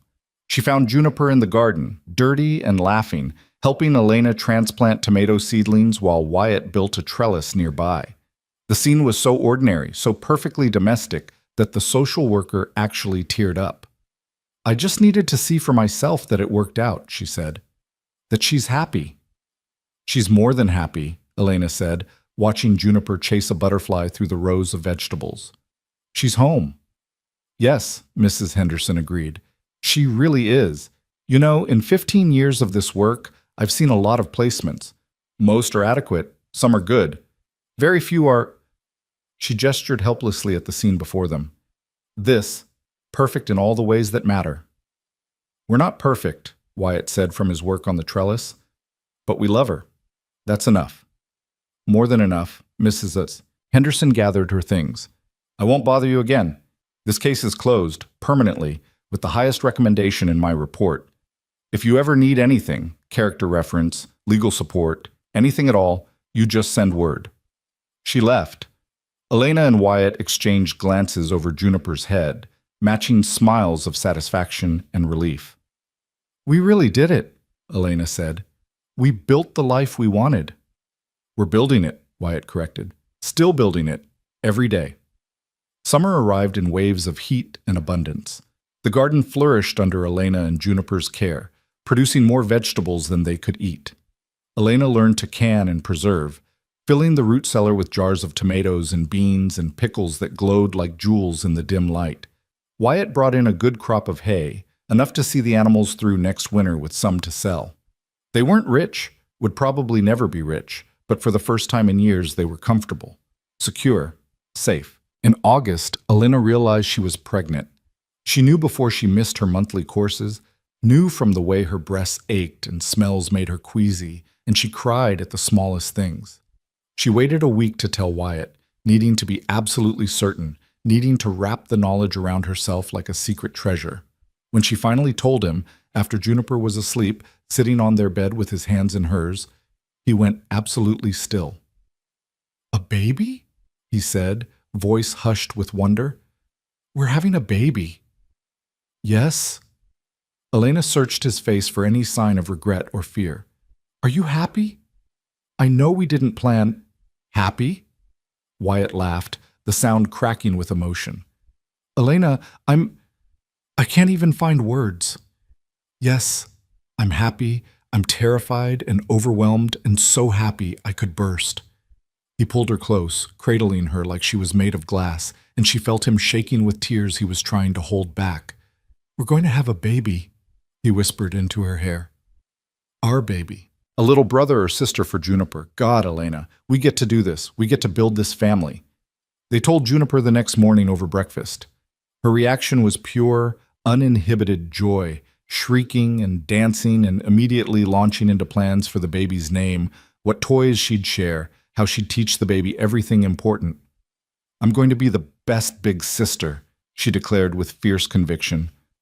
"I'm going to protect them and love them and make sure they never feel scared or alone because they'll have me, just like I have you and Papa." Elena gathered her close, tears streaming down her face. "You're going to be an amazing big sister. The baby is so lucky to have you." The pregnancy was harder than Elena expected. Morning sickness that lasted all day, exhaustion that made simple tasks feel impossible, aches in places she didn't know could ache. But Wyatt was patient and gentle, taking over more of the household work without complaint. And Juniper, in her earnest 5-year-old way, tried to help however she could, bringing Elena water, reading to her from the primer Wyatt had bought, drawing pictures of what she imagined the baby would look like. Winter came early that year, and with it came the baby. Elena went into labor on a December morning while snow fell thick and fast outside. Wyatt sent Juniper to stay with the neighboring ranch family and rode for the midwife in town, pushing through drifts that threatened to swallow both horse and rider. Elena labored through the day and into the evening, the pain coming in waves that made her previous suffering seem trivial by comparison. But when Wyatt finally returned with Mrs. Porter, the midwife, everything moved quickly. The baby, a girl, perfect and furious, was born just after midnight, screaming her arrival into the world with impressive volume. "She's got a set of lungs on her," Mrs. Porter said with approval, cleaning the infant and wrapping her in soft blankets. "And look at all that dark hair. She's beautiful, Mrs. Hale. Absolutely beautiful." Elena held her daughter, her second daughter, her blood daughter, and felt something fundamental shift in her chest. She'd loved Juniper with fierce maternal devotion, but this was different. Not better, not stronger, just different. This child had grown under her heart, shared her blood, been part of her body. The miracle of it overwhelmed her. "Hello, little one," she whispered. "We've been waiting for you." The baby quieted at her voice, dark eyes trying to focus. Wyatt sat beside them on the bed, his arm around Elena, staring at their daughter with naked wonder. "She's perfect," he said hoarsely. "Elena, we made her. We made a person." "We did." Elena leaned into his shoulder. "What should we name her?" They'd discussed names for months, but never settled on one that felt right. Now, looking at this tiny, perfect person, Elena knew exactly what she wanted. "Margaret," she said, "after Juniper's mother, your sister, the woman who gave us Juniper in the first place. It feels right." Wyatt's eyes filled with tears. "Margaret Rose Hale. Maggie for short." "Maggie?" Elena tested the name, watching her daughter's expression. "What do you think, little Maggie? Is that who you are?" The baby yawned, revealing tiny pink gums, and Elena laughed through her tears. "I think that's a yes." They brought Juniper home the next morning. She burst through the door ahead of Wyatt, still wearing her coat and boots, desperate to meet her new sister. "Is she here?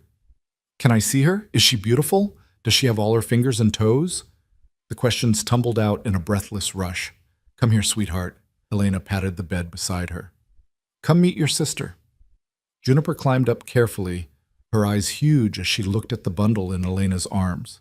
Elena pulled back the blanket so Juniper could see Maggie's face, sleeping now, peaceful and impossibly small. "She's so tiny," Juniper breathed. "Mama, she's perfect." "She is." Elena shifted Maggie so Juniper could see better. "Her name is Margaret Rose, but we're going to call her Maggie. Do you want to hold her?" "Can I?" Juniper looked terrified and excited in equal measure. "What if I drop her?" "You won't drop her. I'll help you." Elena settled Juniper against the pillows and carefully placed Maggie in her arms, supporting the baby's head. "There. See? You're a natural." Juniper stared down at Maggie with such intense concentration that it made Elena's heart ache. Then, very gently, she touched one finger to the baby's tiny fist. Maggie's hand reflexively curled around Juniper's finger, holding on with surprising strength. "She's holding my hand," Juniper whispered, awed. "Mama, she knows I'm her sister." "Of course she does." Wyatt sat on the other side of the bed, completing their circle. "You're her big sister. You're going to teach her everything important. I'm going to teach her about flowers and how to draw horses and how to make bread and everything." Juniper looked up at Elena with shining eyes. "I'm going to tell her the story about how you and Papa saved me and how we became a family and how love is what matters, not blood. So she always knows that even though she's your baby from your belly, I'm just as much your daughter, right?" "Right." Elena's voice broke. "You're both my daughters, both my girls. I couldn't love you more if I tried, Juniper. You know that, don't you?" "I know." Juniper very carefully gave Maggie back to Elena, then threw her arms around both of them. "I have a sister now, a real sister. We're a real family." "We've always been a real family," Wyatt said, pulling them all close. "But yes, now we're a bigger real family. 4 Hales, all together, all choosing each other every single day." They stayed like that for a long time, tangled together in the warm bed, while snow fell outside and the fire crackled in the stove and Maggie slept the profound sleep of the newborn. A family, imperfect and beautiful and real. The years that followed were full of the ordinary magic of family life. Maggie grew from newborn to infant to toddler, chubby and happy and adored by her big sister. Juniper started school in town, learning to read and write with fierce determination, bringing home assignments that she completed at the kitchen table while Maggie babbled from her high chair. Wyatt expanded the ranch slowly, carefully, building their security one season at a time. Elena found herself part of a community of ranch wives, trading recipes and advice, hosting occasional gatherings where children played while mothers talked and laughed. They had struggles, of course. Maggie was colicky and kept them awake for months. A hard winter killed 2 of their cows. Juniper went through a phase of nightmares when she was 7, old fears surfacing unexpectedly, requiring patient reassurance that yes, this was forever. No one was taking her anywhere. Elena miscarried their 3rd child and grieved hard, wrapped in Wyatt's arms while Juniper tried to comfort her, and Maggie, too young to understand, patted her face with sticky hands. But the good far outweighed the hard. Juniper's first school performance, where she played a tree in the Christmas pageant and took her role with utmost seriousness. Maggie's first steps, launching herself across the kitchen toward Elena with reckless confidence. The night Wyatt came in from town with news that he'd been offered a partnership in a larger cattle operation, more security, better prospects for their futures. Elena's 40th birthday, celebrated with both girls making her a cake that was lopsided and burnt on one side, but made with such love that she cried while eating it. On their 5th wedding anniversary, Wyatt gave Elena a gift, a small wooden box, hand-carved, beautiful. "Open it," he said, watching her face. Inside were 2 things. First, a photograph, the only one they'd ever had taken. The 4 of them posed stiffly in front of the photographer's backdrop in town. Wyatt and Elena seated, Juniper standing between them with one hand on each of their shoulders, toddler Maggie on Elena's lap, reaching for the camera. Formal and awkward, but precious beyond measure. Second, folded carefully, was the contract they'd written that first day. The terms of her employment as housekeeper, both of their signatures at the bottom, the paper yellowed with age. "I found this in my desk drawer," Wyatt said. "Been thinking about it, about how we started, what we agreed to, how far we've come from those desperate people trying to figure out how to survive each other." Elena ran her fingers over her own handwriting, remembering that frightened woman who'd needed every protection spelled out in writing, who'd been so terrified of being trapped that she'd demanded the right to leave at any time. "We were so scared," she said softly. "Both of us. Trying to be practical about something that was never going to be just practical." "I want to burn it," Wyatt said. "Not because what it represents was wrong, but because we don't need it anymore. We're not employer and employee. We're not even husband and wife as a legal convenience. We're just us, in love, choosing each other, building a life." "Yes." Elena handed him the paper. "Burn it. Let's start with a clean slate, no contracts, no agreements, just love." They burned it together in the fireplace, watching the paper curl and blacken, watching their old fears go up in smoke. Then Wyatt pulled a small velvet box from his pocket. "I never gave you a proper ring," he said. "Not one you chose, one that was really yours. So I wanted—" He opened the box to reveal a simple gold band with 3 small stones, 2 diamonds flanking a sapphire. "The diamonds are for our girls. The sapphire is for you, for your strength and your courage. I had it made special. Will you— we're already married, but will you accept this? As a symbol of everything we've become?" Elena couldn't speak through her tears. She held out her hand and Wyatt slipped the new ring on beside the old one borrowed from a councilman on their desperate wedding day. "I love you," she managed finally. "I love you so much, it terrifies me sometimes. The thought of ever losing this, losing you. You won't lose me." Wyatt pulled her close. "I'm not going anywhere. We're in this together, Elena, for the rest of our lives, through everything that comes. I promise you that." "I promise you the same," Elena said against his chest. "Forever, Wyatt. I'm yours forever." 10 years after that frozen night on the train platform, Elena stood on her porch watching the sunset paint the mountains gold and purple. Juniper was 15 now, tall and beautiful and confident in ways Elena had never been at that age. She was in the barn teaching 10-year-old Maggie how to braid a horse's mane, both girls' laughter floating across the yard. Wyatt was due back from town any minute with supplies and probably peppermint sticks for the girls, still unable to resist spoiling them even as they grew. Elena rested one hand on her slightly rounded belly, another baby, unexpected but wanted, due next spring. At 42, she'd thought she was done with pregnancies, but apparently her body had other plans. Wyatt had been thrilled. The girls were already arguing about names. She heard the wagon before she saw it, Wyatt's familiar whistle cutting through the evening air. The girls ran out to greet him, and Elena watched as he climbed down and swept them both into hugs, pulling peppermint sticks from his pocket as predicted. Then he looked across the yard and saw Elena waiting, and his whole face lit up the way it still did after all these years. He crossed to her, pulled her close, kissed her with the casual ease of long marriage and deep love. "How are you feeling?" he asked, one hand coming to rest on her belly. "Happy," Elena said simply, incredibly, impossibly happy. And it was true. Standing there with her husband's arms around her, watching their daughters play in the yard of the home they'd built together, carrying another child who would grow up knowing nothing but love and safety. Elena Brooks Hale was happy. She'd been abandoned on a frozen train platform and left to die. She'd been called damaged goods, defective, worthless. She'd been so desperate for safety that she'd agreed to marry a stranger. She'd fought legal battles that seemed impossible to win.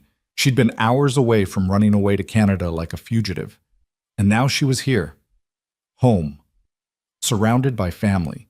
Building a life that would have seemed impossibly beautiful to that frozen girl on the platform. "What are you thinking?" Wyatt asked, reading her expression. "I'm thinking about how far we've come," Elena said. "How many times we could have given up or given in or just accepted that life was going to be hard and unfair. But we didn't. We kept fighting. We kept choosing each other. And we got this." She gestured at the ranch, the girls, the life they'd built. "We got everything."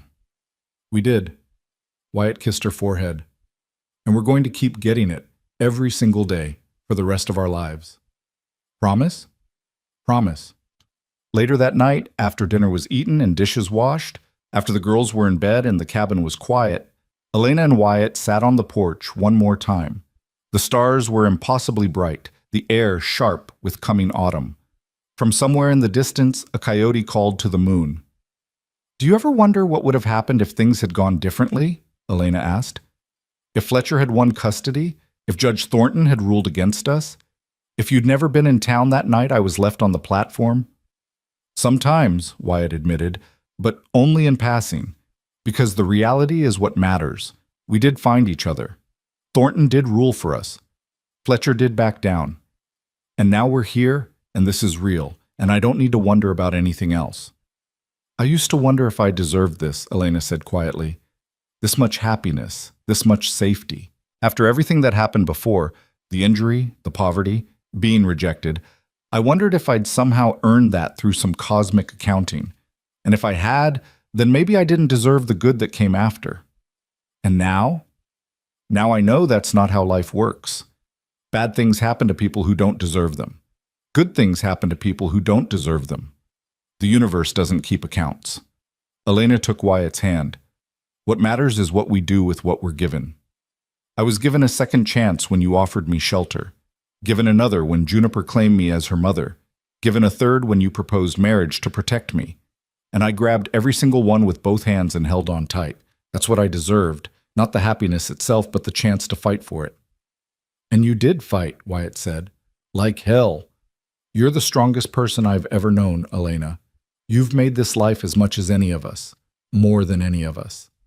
We've made it together." Elena leaned against his shoulder, fitting into that familiar space. "That's what I'm most proud of. Not surviving, not even thriving, but building this together. A family that chose each other. A love that was earned and fought for and worth every moment of fear it took to get here." They sat in comfortable silence, watching stars wheel overhead, listening to the soft sounds of home, horses moving in the barn, wind through the trees, the creak of the cabin settling. Inside, their daughters slept safely. Inside, their life waited to be lived another day. Elena Brooks Hale was no longer the frozen girl on a train platform, terrified and alone. She was a wife, a mother, a woman who'd fought for everything she had and won. She was loved deeply and safely, and she loved just as deeply in return, and this time, forever, no one could take it away.